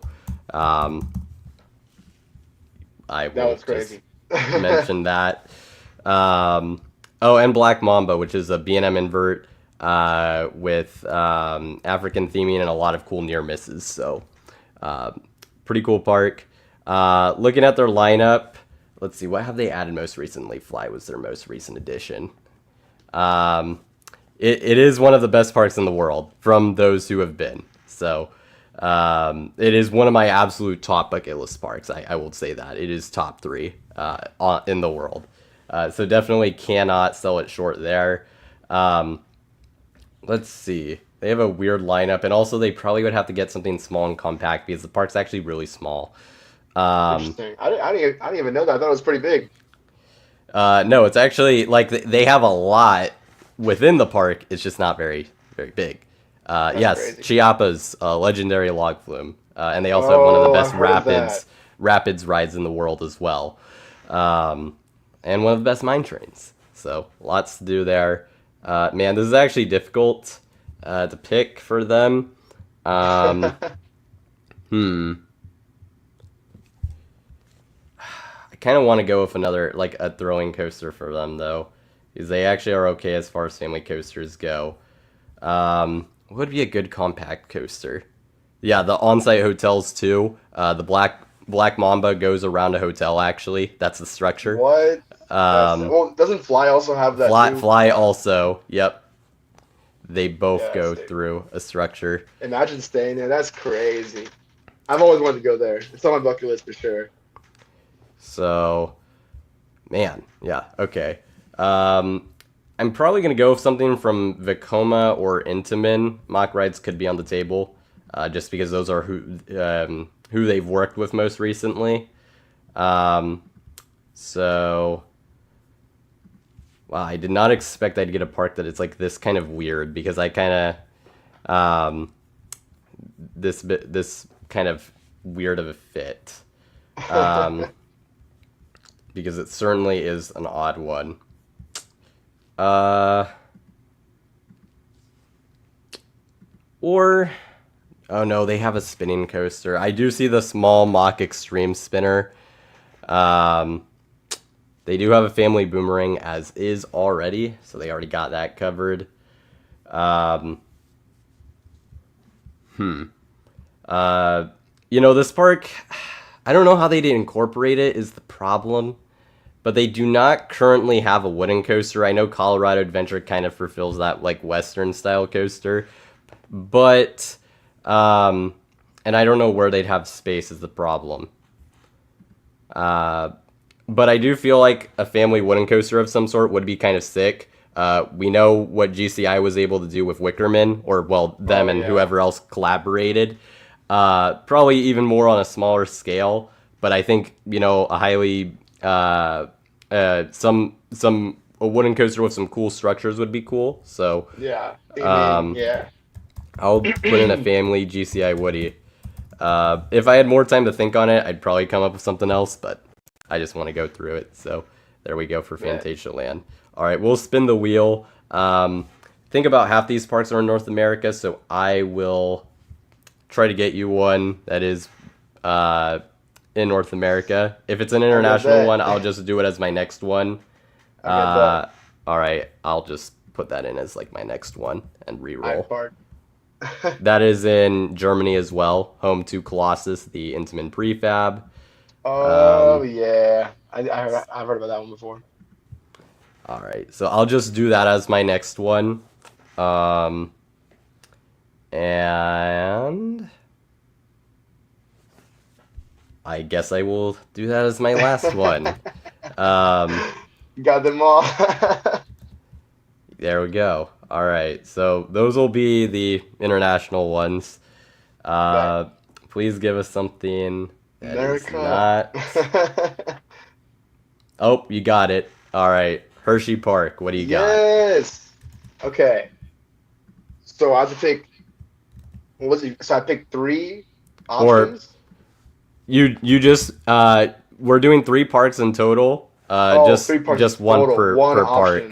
Okay. Okay. Yeah. So like, just what kind of coaster model? If you could add anything next, what would it be? You can, like I said, look pull up RCDB if that helps. I think Hershey Okay. Park we have gotten before, so I just want to look at. Okay, Vekoma Family Launch is taken already, Dang so it. That's what I can't was do gonna that. say. But that I think I That's forget the if one I that's did that supposed to or a come guest next. did that. Yeah, it's heavily rumored, or not Yeah. it's rumored Yeah. potentially. So Yeah. Well, okay, let's say hypothetically they already got their Vekoma family coaster. And I guess we'll think about what what would happen next. And it's definitely gonna be an extreme coaster because you already got the family one. I forgot what was this year they had Twizzlers, hmm right? So yeah, give it a few years, they'll get something big. Um, hmm, I don't think Mock would work with them. That'd be kind of random people to work with. well, Um, they did do their Wild Mouse in 1999 for whatever that's worth. I mean, Um, maybe they could like shock the world and be like, "Oh, we're gonna get a time traveler. We're gonna beam it to Oreos." to be fair, they haven't gotten a new ride from Vekoma either, although Vekoma did help them with the Jolly Rancher remix overhaul, obviously. But That's what kind of what I was leaning towards because if the family coaster does good, like who's to say they wouldn't want Vekoma again for a major coaster? Um, and if Vekoma does work with them again, then trying to think. Imagine if they got a tilt coaster. that the thought did roll through my mind a little bit. That's what I was thinking because multi-launch wouldn't be Oh, Hershey necessary. does not own. Yeah, Hershey does not. You mentioned Oreos. I should correct. They do not own My Oreos. bad, Chad. I was just thinking of snacks. You're good. They own a lot. They own a Kit lot Kat. of chocolate candies. So no, you're Kit Kat the totally fair ride. there. There you go. Honestly, I feel like I could guess the candy versus the actual coaster. Oh my goodness. But yeah, tilt coaster comes to mind. Um, or if they wanted another indoor coaster, because yeah, they have laugh track, but they could go with something more, uh, I guess, intense. If I want to call it that. Um, Vekoma comes to mind again. So I don't know. I'm trying to think. Has Premier worked with Vekoma or Hershey Park in the past? um, I mean, if they haven't, who's to say they wouldn't? True. I don't believe so. At least as far as coasters go, yeah, none of these are Premier. So no. I mean, they could go with a multi-launch because I have another idea, which is uh, I want to launch by Intamin and something in the style of like Pantheon. You know what I'm saying? Mm-hmm. And because they have multi-launch, but one that would go backwards with a spike, that would be pretty unique for Hershey Park. And then theme it to some sort of candy. Um, yeah. Uh, yeah. I think I'm gonna go with a Intimate Elsum launch. Intamin. Yeah, yeah. I All think I'm right. gonna go with that one. Perfect. What do y'all All think, right. chat? That I Am think I it'd close or be. not? I think I think that'd be great. I'd love to see that. Especially because, as you mentioned, if they did a forwards backwards, I mean, Right. yes, you have a boomerang, but like on a launch, that would be different. So Yeah. it would definitely add something new, and And it's that'd be like pretty Twix sick. games or something. Twix. Yeah. Um, Like let's someone see. ate the last piece of track. That's why it goes backwards. You know what I'm saying? That's that actually that would be amazing. They gotta fit that in. That'd be so cool if they could somehow Like the figure spike that looks like out. a candy bar and it's like Yeah. has wrapper on the bottom and it's like half eaten. Like Oh, that would be cool. I love that. All right, that's a winner of an idea just because of that. So I love that. Um, but let's see, Heidi Park. I think that's come up before. Um, just kidding. No, it hasn't. Um, so okay, Heidi Park. They have not added a coaster in some time. 2014 for a park that has 9 coasters, which is like for Europe, that's actually a pretty good lineup as far as numbers go. Um, so, um, hmm, uh, they have a dive, they have a wing, but they've worked with B&M for their last two. Um, let's see, and then outside of that, Intamin as well as company they've worked with. Actually, I'm gonna just look at Merlin's recent coasters just to kind of get some ideas of models. That's probably a good idea to go with since it is a someone in the Merlin chat says park. Giga. I don't know if they're talking about Hershey or for that park. um, I mean. I mean, I would not mind a gig Heidi. I don't know that I'm gonna go there. When all Um, fails, Giga. when all else fails. A hyper here would be kind of cool. Even because they don't really have that. So, but and hold on, we might be on to something. Let him cook. Let him cook. Give him a Hyperia at second. Thorpe Park was built a few years ago.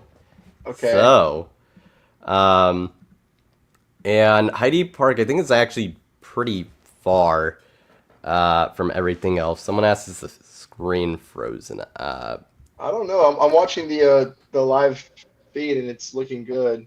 Okay. I don't know. Sometimes it's just a connection thing. I'm gonna Maybe. say, and let me make sure that I'm not like forgetting something obvious.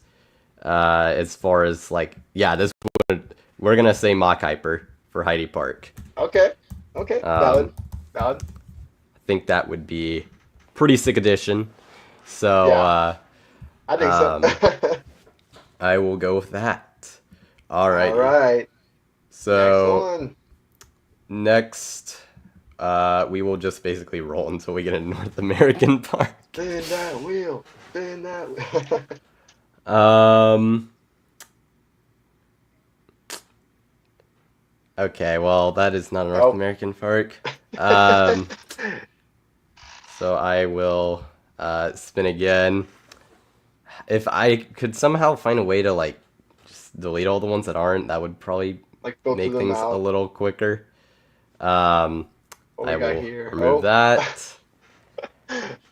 Oh my goodness. Shout out, shout out to Sinfried. They follow me on Insta, so there's that. Um, Two. Oh. that's the park we got. All right, Busch Gardens, Tampa. There you go. Yes. I went there too. Perfect. Alrighty. Has it been taken already? Just to check. Let me see if I think so. I think this is like one of the big ones that they hadn't. Yeah, no, there has not been. You're free to do whatever here. Yes. Well, this is kind of a pretty easy guess, but Giga. I assume from B&M Yep, or B&M Giga, and then that's because it's been heavily rumored. The park president himself has teased it multiple times. I don't know if y'all have seen Zooter Loopers, but that man has covered a lot of Busch Gardens Tampa, and it's like pretty much almost confirmed that it's a Giga. So B&M Giga, yeah, I think it's a safe little prediction. that would be awesome to see. I think they'll get it at hopefully they'll get it at some point. It's just maybe a question of when. Hopefully. I think the real question is if it's a Giga, what animal will it be themed to? You know what I'm saying? Because Gwazi is a Mm-hmm. gator, so Which doesn't make maybe sense technically, but whatever. yeah, kind of weird. Maybe a lion theme for Giga, maybe I don't know. Yeah, that'd be nice since Gwazi's gone. So, Yeah, civilian satellite does bring up a good one. You could argue that Cheetah Hunt fills this gap, but because they lost Scorpion, and that was for a lot of people in Florida, their like first looping coaster, like some sort of entry level looper would also potentially be something nice. So I think that's a good shout out. could be. Yeah, I see that too. Yeah, for Um, the sake of how safe bet it is, that's why I chose the Giga. But if I were to look after that, I might have to think a little bit more. But yeah, I think Giga's a solid addition. All right, so the next one I have is Jur Summerland. This is a park in Denmark. Actually, has already come up on here, and I took the. This park is actually heavily, to say rumored is putting it nicely. Like they have looked into getting an Intamin Elsum launch coaster, like in the style of like a Pantheon, or Tutatis. I think was the one it was most similar to. So that is something they're potentially working on. I guess Mach spinning coaster has also been added here. So let's see. Um, I guess I can try to go with like a different model from Intamin, perhaps. See if anything clicks as far as what Intamin is up to. Yeah. Um, let's see. Um, let's see. They're kind of this park is very filled as far as like the family coasters go. It's basically this park has Piraten, which is the Intamin Megalite. That's what they're known for, and a lot of family coasters. Um, so kind of difficult. Mock Megalite. just have them both. Why not? I'm not going that route. SNS Axis, I'm going to avoid Oh my God. selecting that until The dang Axis, a bro. park can prove that those are reliable. Whatever happened to That the Transformers one? Is it supposed to open soon or? they're I think shooting for 2026. There's actually three of them Uh, being built in Saudi Arabia, but there's mostly one that's been covered. Um, Dang, I think everybody's scared to bring SNS into something. um, Oh man, man, that's why they're skipping this on park I US for just North took America. and once I reach three, usually I eliminate a park, especially if it's not like a big name. So this will be the last time this one appears, probably. Um, it is a shame that I already took like two of things that made sense. Um, Just throw something random, and be like, I don't know, spit, um, you know what? farmhouse. I do got I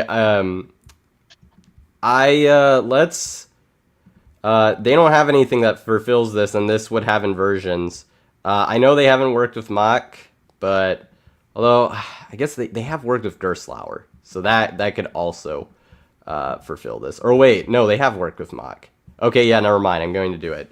Let's go Mach Big Dipper. Think like Dynamite at Frazee Park Blown or Helios, which just opened at Fantasiana. This is like kind of Mach's take on the Gerstlauer Eurofighter. We're sending that over to Jers, so that's All gonna be right. my pick there. That just they don't have a coaster of inversions, and I think that would be a nice one. All right, this will be Yeah, the final park, assuming it's a North American park. let's Um, see. well, yep, it will be, and it will be Busch Gardens, Williams. So the other Busch Gardens, The you get other them Bush both. Gardens. You get them both. Um, did that one already get picked yet either? Let me check. I don't think so. Which Okay. let me check. No, it has not. So you're Okay. free to pick whatever. Uh, this one's a little bit tricky.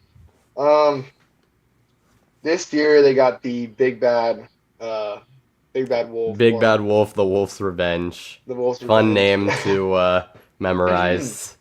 Yeah, I remember back in the day how much they were talking about a Drachenfire.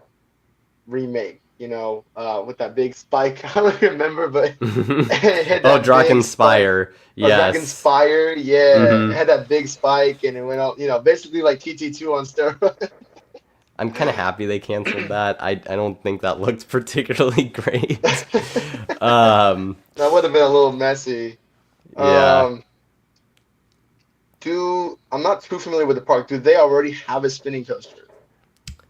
Uh, no, I don't believe they do. Unless I'm like brain farting or something, I don't think they do. So yeah, they do Okay, not. So that is available.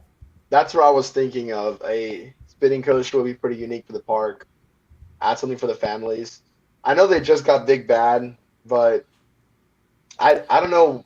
Like for a thrill attraction, I don't have anything that comes to mind at the moment.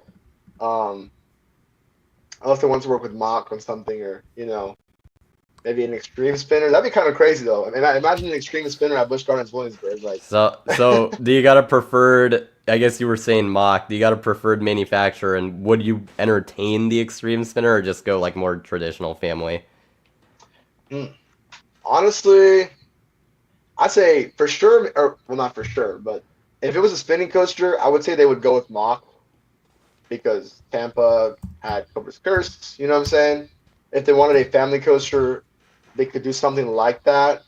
But could they do an extreme spinner? I would entertain the idea because we haven't seen another one show up in America in a while, and I think it'd be pretty unique if Williamsburg decided to do one, and they can make it like what's it, the Ride to Happiness? Yeah. If they had a ride like that at Williamsburg, that'd be that'd be insane. So yeah, I think I'm gonna go with Mach spinning coaster. And why not? Let's make it the extreme one. All right. Mock extreme spinner. Love to see it. Dream big. Dream Um, big. You never know. another It could totally happen. another launch coaster. Which, to be fair, I mean, hey, if they were gonna do Drakenspeyer at some point, it's like, I mean, you just have all the launch coasters, I guess. But no, Literally. I would love to see that That'd be pretty here. sick. Uh, Someone said maybe a water coaster. That'd be a good one too. oh, But they are don't they have their Pompeii? yeah, they have Pompeii art. I don't, I can't memorize if they have another water right outside of that, but I imagine they probably have a second one. But I mean, could Yeah. potentially work. But I think just even in general, the mock like or a family spinning coaster is actually a good shout out. Yeah. Um, but I mean, the extreme spinner is a lot more exciting. So yeah, let's Extreme would be so crazy. I would love that. I would love that so much. But yeah, yeah. Yeah. no, that's cool. Alrighty, so that's gonna bring us to our final Q&A and buy or sell. And so those of you in the chat can give us your questions or your buy or sells. But while you're doing that, I actually had JB Thrills on in the past, as you can see right there in 2022, and I'll just be Man. quickly going through the buy or sells that have been confirmed. There's 10 of them in total. Show you how we did. Um, I want to buy that light behind JB. This that's light. funny. Yeah. It's There pretty you good. It's go. pretty good. Um, but looking back on the buy or sells, like I said, 10 of them that have happened. And thankfully, we all, on as far as the ones that have happened, we all had the same answer in terms of buys or sells. I look back at the video, there's some that we disagree, but those that we did haven't happened yet. So Yeah. that made this a little easier. But anyways, looking back, we got a question about a new unannounced Vekoma coaster comes to the USA in the next 3 years, which was like unannounced ones at the time. Both of us bought it, and as you can see, we've had several coasters that have come from Vekoma that have been added here. Most Yep. notable ones being Flash and Siren's Curse. So that was a W there. Let's go. Um, and then we got another question asking if Cedar Fair would close another park in the next 10 years. We both sold this. This one we technically got wrong in a technicality because Cedar Fair ended up merging with Six Flags. Yeah. And Yep. based on that, a lot of Cedar Fair leadership still left. They're closing Six Flags America here. So that was an L. Yeah. Oh, someone in the chat says, I remember watching that. It was audio only for him. Yeah. Before pre-face reveal. Exactly. Um, third But one yeah, was technicality, that's crazy. I mean, technically, we're not wrong. It wasn't a Cedar Fair park, but yeah. yeah, no. I mean, I decided there's a few of these that are kind of like fringe, and I'm like, I'll just rank it as like we got it wrong. Uh, See you, civilian satellite. Thanks for checking out Goodbye, stream. civilian satellite. And then we got another question. Silver Dollar City will add a family coaster next. We both bought this. They did, and they added the new Fire in the Hole. This was Yes. partially known about, but we weren't. I don't think it was fully confirmed that it'd be like a completely separate coaster. We just knew that there was something going on Yeah. related to Fire in the Hole, so that ended up being correct. Moving on to the next four. Cedar Fair will buy Six Flags Fiesta Texas eventually. Both of us sold this. Another technicality one, but Cedar Fair merged with Six Flags, so I will technically count it as buying as Fiesta Texas. So I guess you were wrong Technically, there. yeah. Technically. Um, Next one, Canada's Wonderland or Carowinds will receive the next big Cedar Fair coaster. The next major ones that were announced were Top Thrill 2 and Iron Menace. Both of us sold this, and we ended up being correct. The seventh one, this one's kind of crazy. Hershend will buy a New England park soon. Both of us sold it. And they managed to get two of these with Lake Crazy. Compounds and Storyland. So that That is was still actually very crazy. one heck of a question to ask because I would have never thought of it, but Right. there you go. And then Cedar Fair passes Six Flags in number of parks. We both sold this, and because they both merged, and before they merged, Six Flags It had never more parks happened. than Cedar Fair. Never happened, so win there. Um, and Somebody then said, how oh, many we'll get to Vekoma the question. coasters and in what states and in what parks will they be in the next 5 years? Pretty long one. Okay, how many Vekoma Currently, to? we just got Siren's Curse and then Circuit Breaker. So whenever that Okay, happens. I'm gonna go. Okay, next 5 years. I'm gonna go. I still don't think we're gonna see that many. I'm gonna go three. I think we'll get one other one besides Circuit Breaker, in the next 5 years. Um, Oh, that's what and they were asking. Yeah. yeah, so Okay. I I think would we'll agree have too. three. I'll say three. I feel like it'd be too much to do four, but it's not entirely out of the question, but I could see a third one. And maybe one in California. Magic Mountain or something. I'm a not go California there. do, I do you that would remember be the cool. do you remember Oh, the The Martian Martian Man? Manhunter, like fake leak. That was so funny. Yeah, that's what I was thinking.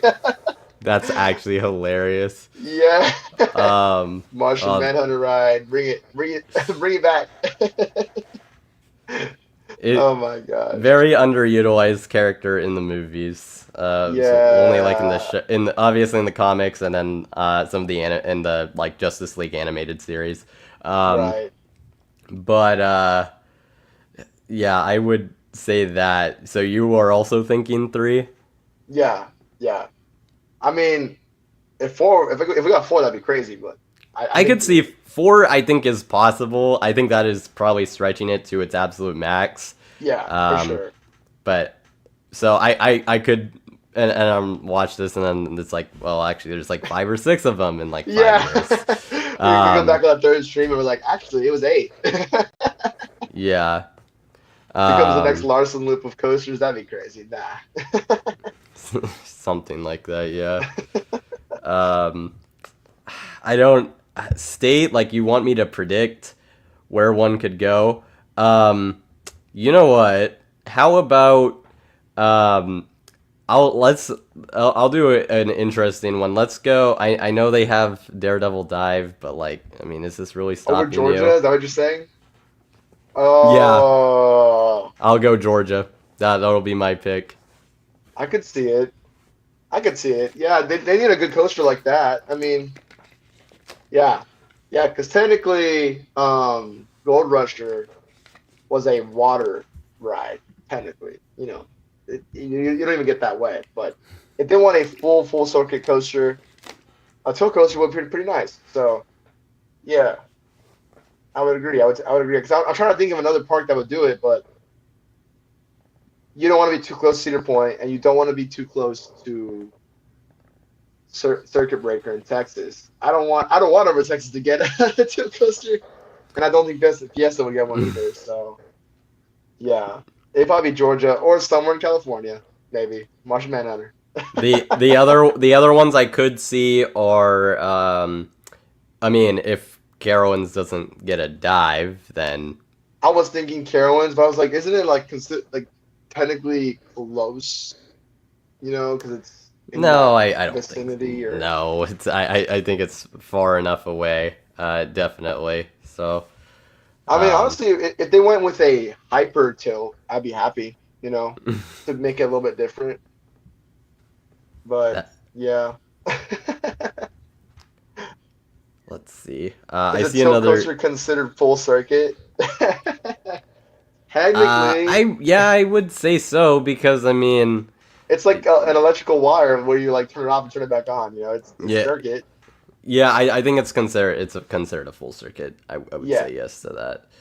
So, um, What is up, Lone Star Coasters? welcome to the stream. Do we think Six Flags Over Texas could add a family boomerang or a gravity group family wooden coaster? Oh, I'll let you take this one away first. okay. So, hmm, I actually don't want a family boomerang because it would be sick, but I'd rather have a full circuit Vekoma family coaster, kind of like Big Bear Mountain at Dollywood. That'd be a pretty sick addition for Over Texas and would be way better capacity wise because I know that family coasters or the Vekoma boomerangs don't typically have good capacity. So, you Just know, get the dueling one that was supposed to go over to Nashville. Just pick that up real quick. hey, a dueling one would be pretty cool though. I can't lie, but I would still prefer a Vekoma family coaster. So between the two, of a boomerang and a gravity group, I would love to see a gravity group to take out Judge Roy Screen because that ride is not my favorite one. And if gravity group went and made something like pretty sick, like I'm talking Texas Stingray level length, that has multiple turnarounds and airtime hills, I would be happy to see a wooden coaster come in, you know. Yeah, Judge Roy Scream is it it More like it Judge Ray it, Payne. it, it's a ride that exists. I have Yeah. not much else to say on it. Most people don't know, but a Judge Ray Scream apparently cannot get taken out because that land, it's kind of like difficult to get into, but basically that land doesn't belong to over Texas. And the only reason why it does is because Judge Ray Screams. So if they take it out, it's a whole legal thing. So, yeah. Huh. It's That a I was very not aware interesting of. thing. That Yeah, is interesting. I don't know why it's like that, but that's the main reason why Judge Roy has lasted as long as it did. I see a few more questions have come in. I will just finish these last what is it? Going over the last two from the last stream, and then we'll get just straight to those. Yeah. So the ninth question we got: Six Flags will sign a new CEO in the next 5 years. For context, Salim Basul was still like, I think it was first year in. We both bought this, and it did happen with the merger. Richard Zimmerman, of course, became the Zimmerman. new CEO. Salim Basul is still with the company. He is the executive chairman now, so that ended up being accurate. Yeah. And then this last one, this is like probably the most debatable in terms of if this was correct or not. It I is think debatable. this one is like I put an asterisk next to this. So there was a question about if your next prediction will be right and will happen. If you Yeah. go by when the next prediction video that was released it was the Over Texas 2023 edition that Salim seemed to be teasing that Oh yeah, I remember didn't that. really end up being anything. Ugh.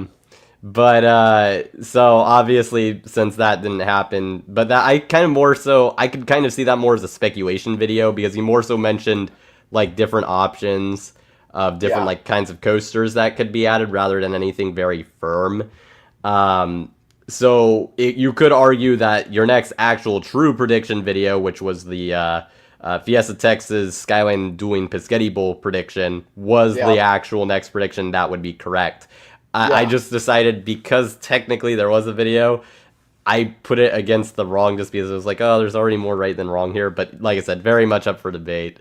yeah. Um, That's for sure. I mean, that theory was like more based off of Salim teasing stuff. He was definitely teasing stuff, but from what I've heard, there was a lot of plans that over Texas that ended up not coming true. mm, And there actually was supposed to be an addition. That dive coach that we got was supposed to go there at Missing Mill, but mm, it ended up being scrapped, switched around, and now we have a Giga. So, and also that Giga, I predicted it back in 2021. So I'm happy that that there you go. happened. I have built like a whole buy or sell tracker. I haven't gotten all of them, but I like trying to look through the episodes and like have a tracker of like all of them. And Yeah, you asked me multiple times in the streams if I thought Over Texas would get a gig, and I sold it multiple times, and I was well, teasing you, man, because I was like, I was dead on. I was like, I'm pretty sure they're gonna get a Giga, and I just want to see everybody say sell, and then whenever the Giga happens, everyone's gonna be like, oh shoot. there you go. Now you got uh you got the W, it seems like. So, and I'm What I happy. can't, I'm happy. Well, I mean, what I can't technically we lie is don't. I. Or Oh my sorry, you bad. go. No, you go ahead. I was gonna say what I didn't expect was it being a Giga dive. I thought it was gonna be just a traditional Giga, but I'm still happy regardless. So. Yeah, no, totally. It's definitely a win, for sure. But anyways, that is the review, and so we'll get Yeah. back to the questions. Questions Um, from the chat. and then let's see, it is who two. So, are you cool with taking questions till I believe it's your it's at your time. It's like 9:02, right? Yeah, Um, 902. so 9:15 being a good cutoff. Is that good with you? I'm down. Yeah. All right. So 9:15 to put in any last questions or buy or sells. We'll answer all of the ones that come in by then, and then that'll wrap up the stream. But we have a decent bit of questions here. Ask your Um, questions, Chad. Ask your questions. Hershend, I guess this is we'll consider this buy or sell. Hershend will buy the Schlitterbahn water parks. You want to go first for this? I I'd say sell because recently with the acquisition of, well, from the whole merger thing, uh, I've recently been talking to a lot of people over Texas, and now that I don't know, well, let me backtrack a second. Basically, we have that whole new regional like mm-hmm. setup for who's in charge, and Texas has its own little regional thing. And from what I've heard, everyone who's working in the Texas region is very excited to have Cinnabon added to Six Flags now. And they really want to invest a lot, especially now that it's in Texas, because that's the first Cedar Fair park in Texas. And it's considered one of the best water parks in the state. So I feel like if they were going to sell it, they wouldn't be hyping it up as much.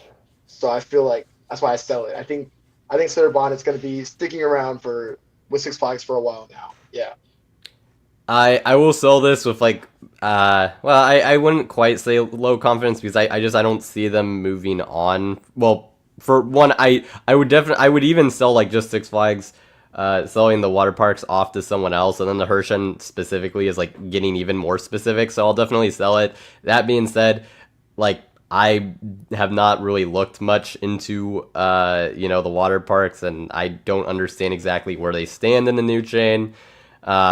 I just, from my understanding, I imagine we'll probably see some here and there potentially let go, especially because there's some that are kind of in the frontier city Yeah. Darien Lake situation. The Schlitterbahn parks are not under that, from my understanding. Yeah. But yeah, I will say sell there. And your answer gives me even more confidence in that. Yeah. Um, this is hilarious. I guess I'll also lump this in as buy or sell. B&M comes out with a family dive coaster. Oh my gosh. Yo, that's gonna be like that one SpongeBob meme. Like Like, oh, you know, Oh, I know. Yeah, that one. bro. I feel like I I mean, can't. they are trying to do like more family style wing coasters, which is a little odd to be honest. Very odd. The Legoland Germany one especially is I did see that. one of the weirder B&M things I've ever seen, to be honest. Yeah, That I is feel like definitely a ride. if we got a B&M family dive coaster, it'd be really rattly. Like, um, I I'm gonna recently did. sell on this, but you go ahead. I recently did Penguin Trek at Steel Orlando, and I can confirm that the B&M rattle's real. My theory is that the smaller the trains and the smaller the track, the more rattle. Because it's weird how it's the newer gen, smaller track B&Ms that are all rattly. So I don't. I feel like they're hearing the complaints and they probably wouldn't do it. And also, that'd be really weird because imagine just 8 seats. You only go like 80 feet and it's just a little drop. Like, no, no, I sell They could that. shrink the trains a little bit. Maybe like four-seater and a little. Something like that. I mean, I if it feel like at that point happens, you would end up with like some cursed like B&M Eurofighter looking thing, and it would. yes, that's. Yeah, I sell it. But if it happens, then shoot, that'd be crazy. I don't know. That would be funny. You could argue, I'm gonna butcher this, but you could almost argue though that like Crake at Heidi Park is like that, but I'm not gonna quite go there. Oh Um, my goodness. let's see. Do you Do think, we think yeah, Fiesta Tex? I'll lump this as a virus also because it's just that the type of question is. Um, do we think they'll replace Kid Flash with an RMC Wild Moose? I'm going to sell this. I don't really know who's going to be interested in an RMC Wild Moose at this point. Um, it just seems like kind of a weird model. I'd love to see someone give it a chance just to see like what it ends up being like. I don't think Fiesta Texas will be that park. I don't think they're gonna replace a basically prototype coaster that yeah, it was a prototype with a new prototype. It just doesn't seem like the best idea, so I'm going to sell that. for me, I'm also gonna sell it because one, they're already teasing their 2027 edition, so it appears to be something major. I don't think they're gonna touch Kid Flash area for a while. If they do, my theory is a family inverted coaster because I feel it matches the park a little bit better. But that was before I found out this year Yeah, was San San Antonio. But Antonio kind yeah, of threw a that was wrench my into theory that. before. So, if anything, Family Boomerang or literally any other option, I don't see them like you were saying. Like I don't see them going with another prototype. Even though it's RMC, they're pretty reliable. I still don't see that happening.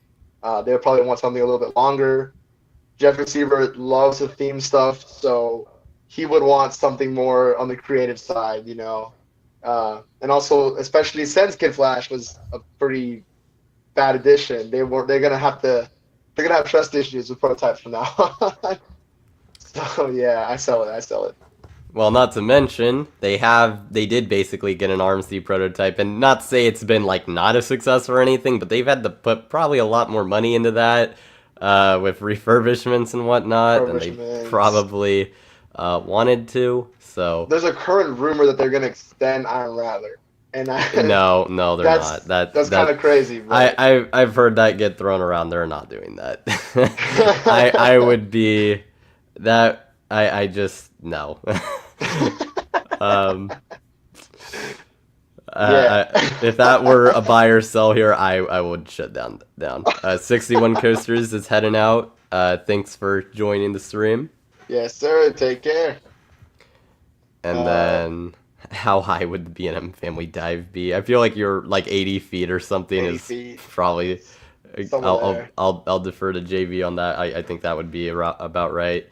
Four Um, seater, 80 feet, little dive. Be Maybe a really tunnel to make it feel like, cursed. oh, it's steep. At least you got to actually ride. You mentioned Penguin Trek. At least you actually got to ride it. It was down when I was there. Oh no. Well, you didn't miss anything. I will probably get it if I go over to Orlando this year. I will probably get out to it. That was a little It annoying for feels a few different reasons. it's weird because like if you put your like head back on the seat, like it starts to vibrate you a ton. So I don't know how to describe it. It's not like rough like a wooden coaster rough, but it's like janky. It just kind of shuffles. Yeah, a steel coaster shouldn't be doing that type of stuff. So yeah. Yeah, but that was that because I had a whole plan to get my 200th coaster on Tron at Disney World, and it required all the like pretty much every park I was going to, I had to ride all the coasters, and they all had to be open. Oh, Otherwise, I was gonna have to defer to doing Fun Spot Kissimmee to get some more credits, which I didn't want to do. oh Um, no. and then, yeah, that was down. It's like, all right, well, I guess I have to hit up Fun Spot Kissimmee after a full day at Disney World. So,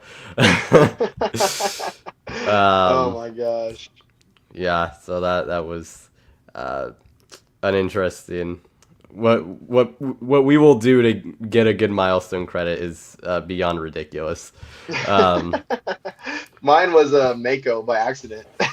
really, hey, I wasn't. that's an awesome coaster to be fair, Yeah, but mine was 100 at Mako, and I was not even counting, and I got so scared because right before Mako, it was Penguin Trek, and I swear that was my 100 coaster. wow, And that then we would have looked at been. log ride, and we were like number 100 Mako, and I was like, oh, thank the Lord.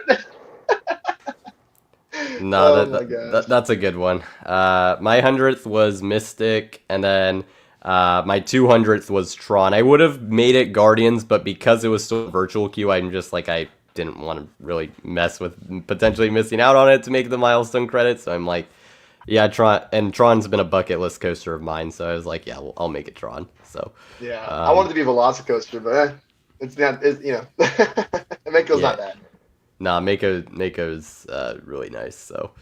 Um, Front. Oh wait, no. I was on this. Disney announces a fifth Orlando park. I guess this is just eventually they happen. Um, Uh, I will buy it. Not super soon, but they do have approval to build that park. Like they got approval recently. They can build a park between 2035 and 2045 if they want to. The tourism board gave them that approval recently, so um, I'm gonna assume they are gonna have interest in doing it, and so it'll happen. So I'll buy it. I also buy it with a grain of salt, because if they do that, I feel like it's a little overkill. It would show that it's only just the top epic, and that's about it. And I would prefer them to do another one in California, but there's not any real estate or Well, space. Disneyland Forward will kind of take care of that. So Oh, okay. that's like an expansion of the existing parks with Oh, other land interesting. nearby. So that I think will take care of that.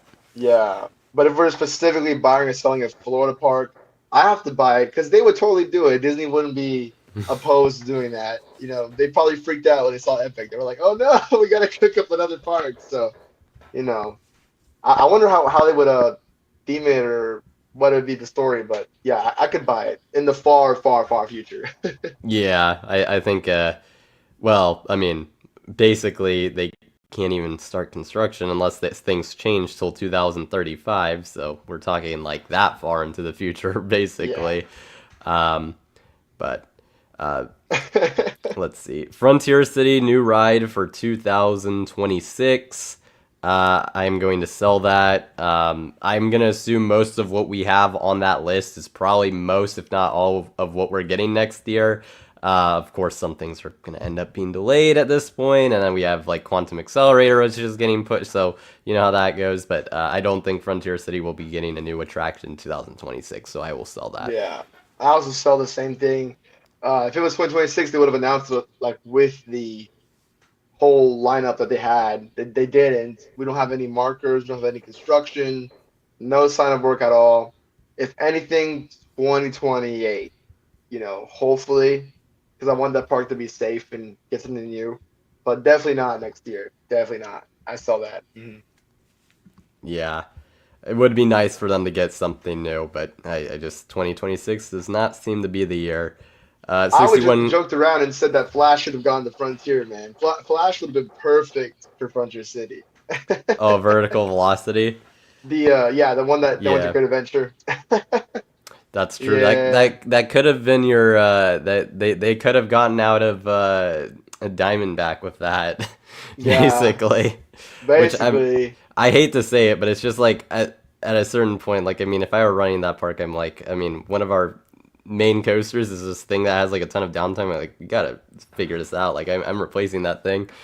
right. Um, so it like just if I'm in that position, if it's feasible, just because it is Frontier City. But 61 coasters, I think mentions the Fiesta Texas 2027 is likely going to be the year they're getting a new coaster. That's what they're teasing. So He's that there you rodeo. go. Lone Star Coasters has a question specifically for you because I have no insight on this.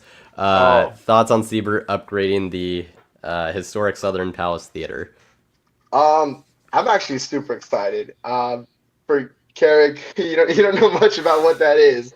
But basically, it's a theater that we have. It's the main theater we use for all of our shows every year for Fright Fest and Hot in the Park. Over the years, it used to be like a yearly thing, like a show in spring, a show in summer, a show in fall and winter, and then it went to just fall and winter, and then sometimes even just winter only. Mm, And then Jeffrey Stieber recently decided to revamp that whole theater.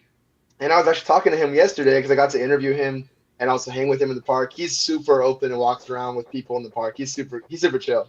But he was telling me that that theater was basically covered up by a lot of vines and trees that were near it, so it kind of like made the structure not stable.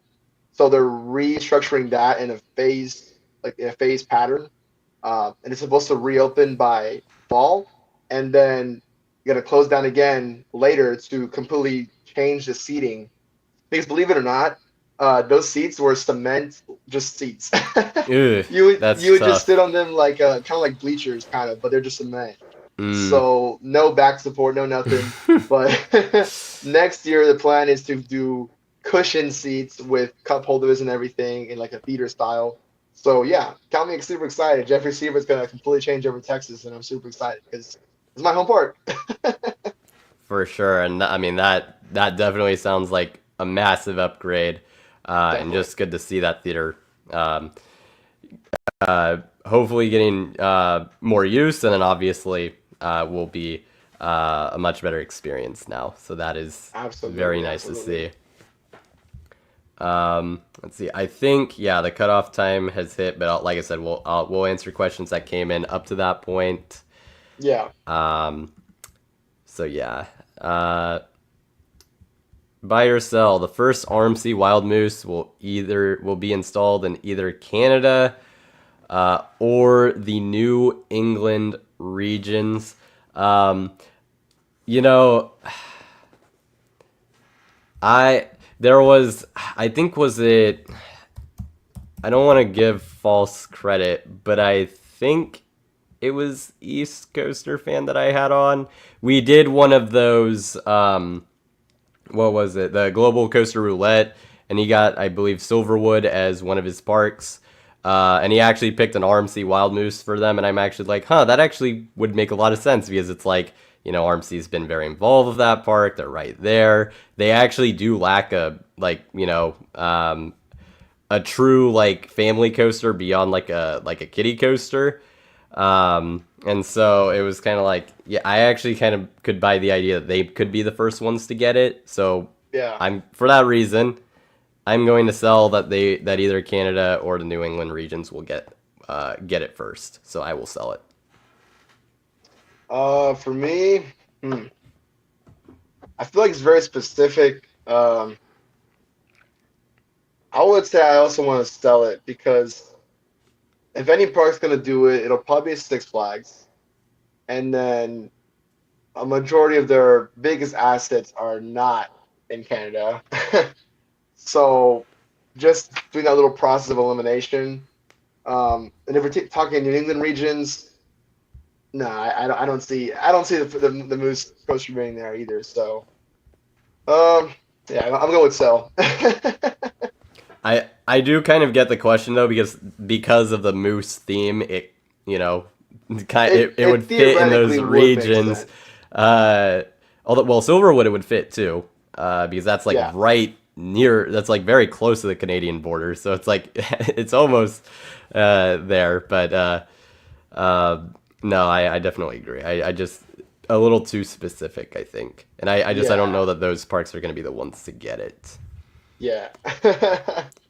61 coasters. Arkansas Twister will get the RMC treatment. I am selling this completely.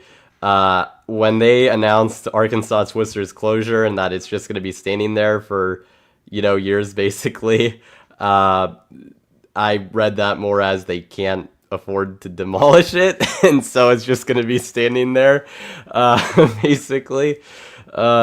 Kind of a pessimistic outlook on it, but I mean basically that thing's just going to be standing there for a while. So I'm going to sell that it gets the RMC treatment. Also, it is under Premier Parks ownership. We haven't really seen much major additions from their parks, so I feel like an RMC coaster of any sort is kind of a stretch from what we've seen. I'd love to be proven wrong, but yes, selling that.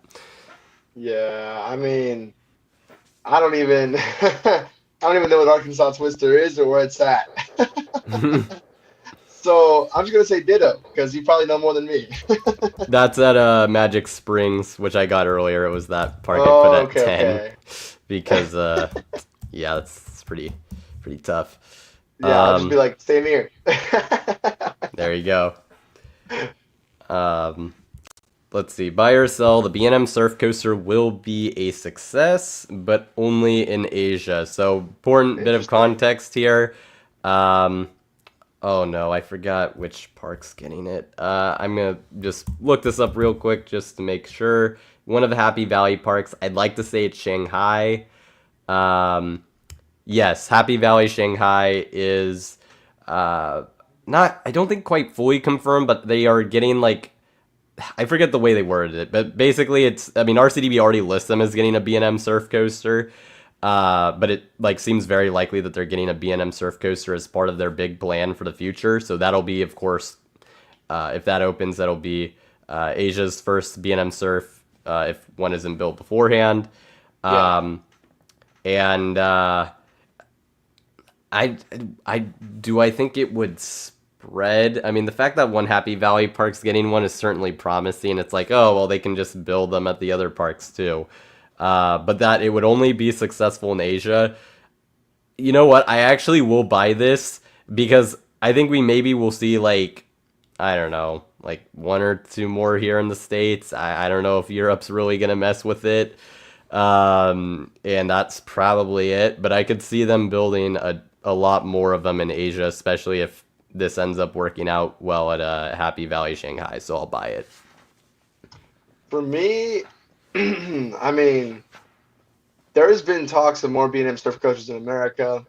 I think it was Busch Gardens Williamsburg that had that one Put in the survey. survey. Yep. Right, right. And I feel like if Busch is thinking about it, you know how they are with replicating attractions. SeaWorld, I always thought that SeaWorld San Antonio could totally get a surf coaster as well if they wanted to. Don't know if they would want to, but if they wanted to, they totally could. Um, and then would also be sick to see one in California, Yeah, San Diego. When San I saw this, I'm Diego. like, this came out the same year as Arctic Rescue, and I'm like, if we could have just like flipped these around between Orlando and San Diego, I feel like they would have been better Literally, fits. I feel Um, yeah. So I would say, like, just to be optimistic, like, I don't know if it would only be in Asia. I could see America get a ton more, but it really depends. And I'm also not so familiar with the Chinese like theme park market and which parks want one of these. So just because I don't know any of that, but I do feel like there should be more surf coaches in America, I'm gonna say what is it? Will be it says only in Asia. I say so. I say so. okay, Yeah. that's fair. Yeah. No, you're totally right. I just think it's been a decent while since we've seen one. Consider well, I guess decent while. It's been like what pipeline was 2023. I think so. Um, Yeah. um, Feels like a decent time. yeah. I think it's just because the B&M Surf was such a massive mystery for so long. Like everyone made all the, your friend Coaster Josh made a lot I of remember that. videos on the what the B&M Surf could be and all that. So, Yeah. um, but yeah, you definitely could be right there. That's definitely a good point to bring up the SeaWorld parks. Happy They love the clone stuff. They could totally do it. it's just the chain that owns Happy Valley is like pretty massive. So like I could very much see a world where they see one do well and they add like at least a few others at some of their other parks, and then maybe some other parks outside of the chain also start to take an interest. So Yeah. um, could see that. Let's see. Next question. Will Falcon's Flight win the Golden Ticket Award for Best Coaster in basically whatever year it opens? Which I mean, I'd say probably 26. I guess Saudi Arabia theoretically. I mean, I don't. I think the park infrastructure wise is probably not there to open this year, but I'm pretty sure they Yeah. could open it over there in the winter if they wanted to. I'm still gonna Hmm. bet against it. I'm gonna say probably 26 at this point. Yeah. Um, I'll let you take the lead on this one. Um, I mean, if we're thinking about like the stats and everything, it could win the Golden Ticket Award. It's Intamin. They're not like foreign to win Golden Ticket Awards.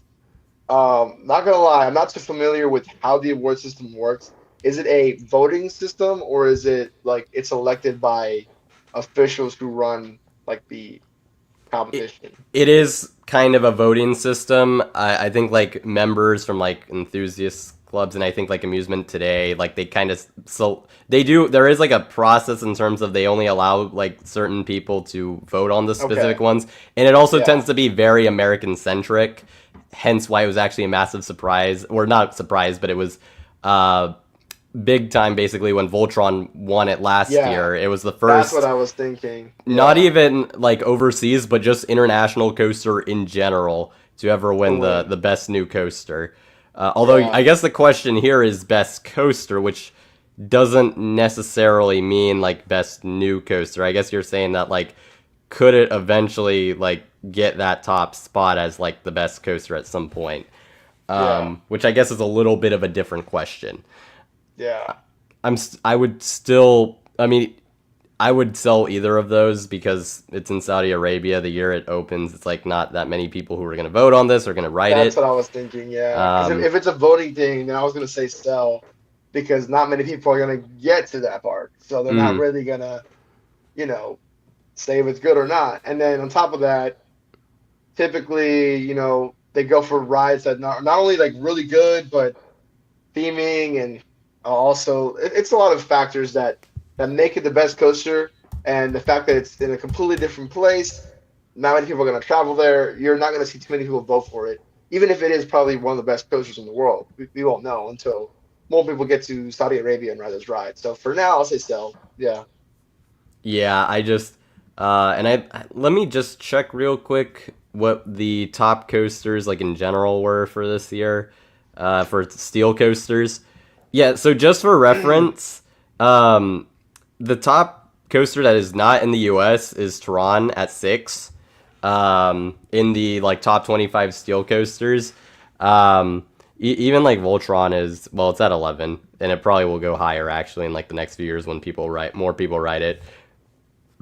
Um, but I think it's going to be pretty hard to get ahead of the other U.S. coasters. And I think even then, I don't think it's like a surefire thing. Also, that like every enthusiast who rides Falcon's Flight is going to have it as their number one coaster. I Right. don't necessarily know that that's going to be the case. I Hmm. think it would literally have to be like everyone who rides it, like or almost everyone unanimously thinks it's the best coaster Right. for it to eventually have a chance. And I just don't see that as being likely. So definitely Not anytime selling. soon. Yeah. Um, let's see. Buy or sell. JB will get to 25K by the end of 2025. I'm trying to. Your YouTube channel is at. Okay, it's a little over 11.4. 11,000. That would be I mean, for anybody, that'd be a massive task. Uh, Like I'd say it would take a video that pops off like yep, crazy. Like, is it doable? Maybe. Like I said, it has to be a video that literally blows up like just crazy. blows up. Yeah, but that's rare. So I don't know. Would it be sick? But I don't know. I would love to see it, but I won't know until I post a video and then it's like, oh, this one got 1 million views. I say Totally. I say honestly, TikTok has a higher chance to get into there, maybe. Because TikTok is kind of wild. You'd be getting 1,000 followers a day sometimes. Hmm. But YouTube, it could depend. Because sometimes, like, I mean, hitting 10K, I got 1K in 2 days. I don't know how that happened, but there was a video that blew up on YouTube Shorts, and everyone was subscribing for it. So if that happens, 25K. If not, I don't know. Yeah, no, I definitely if something like yeah, I mean if one video blows up that could really help immensely and if you get a few then like yeah, you're probably hitting it. I will sell it, but I think you'll reach 25K in like, Yeah, maybe like 2 years. yeah, But that I could see is it early next year. mhm. Doable, somewhere But doable. I mean, If by we the end of hit, 25, that's crazy. I say if we hit at least 17K by October, then we're on good track. But Yeah. if not, I don't see it. I don't see it happening. Yeah, but Like soon after. like I said, I'll sell it, but I will happily be wrong. It's just one of Yes, those things that that would be a lot of factors in terms of that working out like so same here. quickly. Yeah, yeah. I mean, hey, if the Florida video does pretty good, subs. Which, by the way, if you haven't seen that yet already, whether after the stream uh, or just save it to your watch later playlist, definitely do that. It's a great vlog. So Yeah, um, watch it. Push it out in the feed. for sure. And I is that all the questions? It Um, looks that came in I before the think so. Before the cutoff cutoff, yeah. time.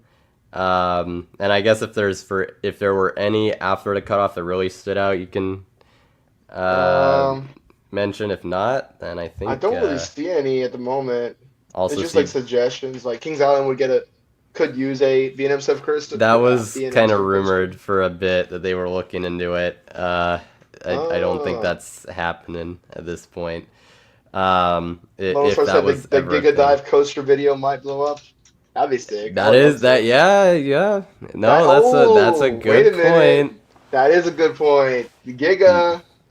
And well, to be honest, that's Actually, next year I didn't think of that too. Yeah, you're gonna be like one of like the main people covering the for the I mean, Giga. you already are like as is, but like it'll be different once it's actually announced because I mean, right now it's just kind of like oh, if you're like a pass Yeah. holder Right or now, I'm of seeing a course an lot of like local, enthusiast.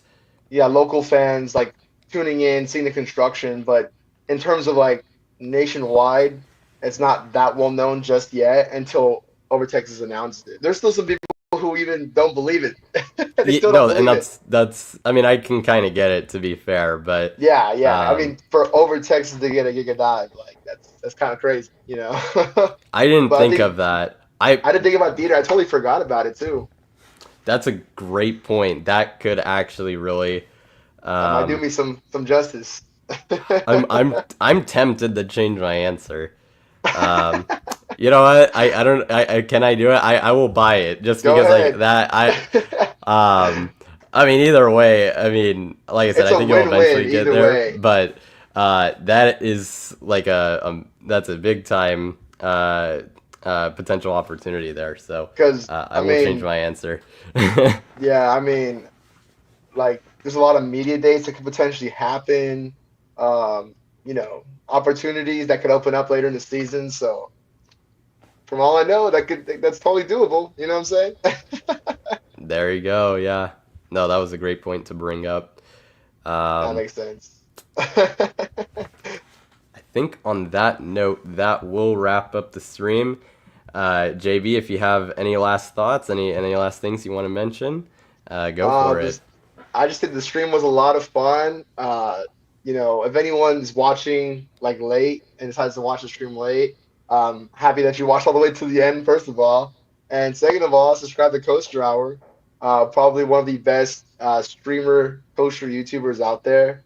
I've never really seen anyone like, bring in different YouTubers and interview them and do fun stuff like this. So keep it going. Keep it going. It's fun. I love it. I want to Uh, see big doozies come over here and just start. I mean, you already had Airtime Dills on here too, and I think El Toro Ryan, right? yeah, Airtime Thrills, El Toro Ryan, way back early days, Theme Park Crazy. Yeah, So, no, it's always a lot of fun to host all these different people, and I hope to be continuing to do it here for a little while. So, very much appreciate you coming on. You've been an awesome guest now here twice. So, appreciate um, you, bro. and for those of you watching, either now or afterwards, if you haven't subscribed to JB Thrills, absolutely make sure to. Link to all his socials are going to be in the description. And with that being said, that's going to do it. So thank you all for watching, and I will see you all next time here on Coaster Hour. See Y'all you take all. care.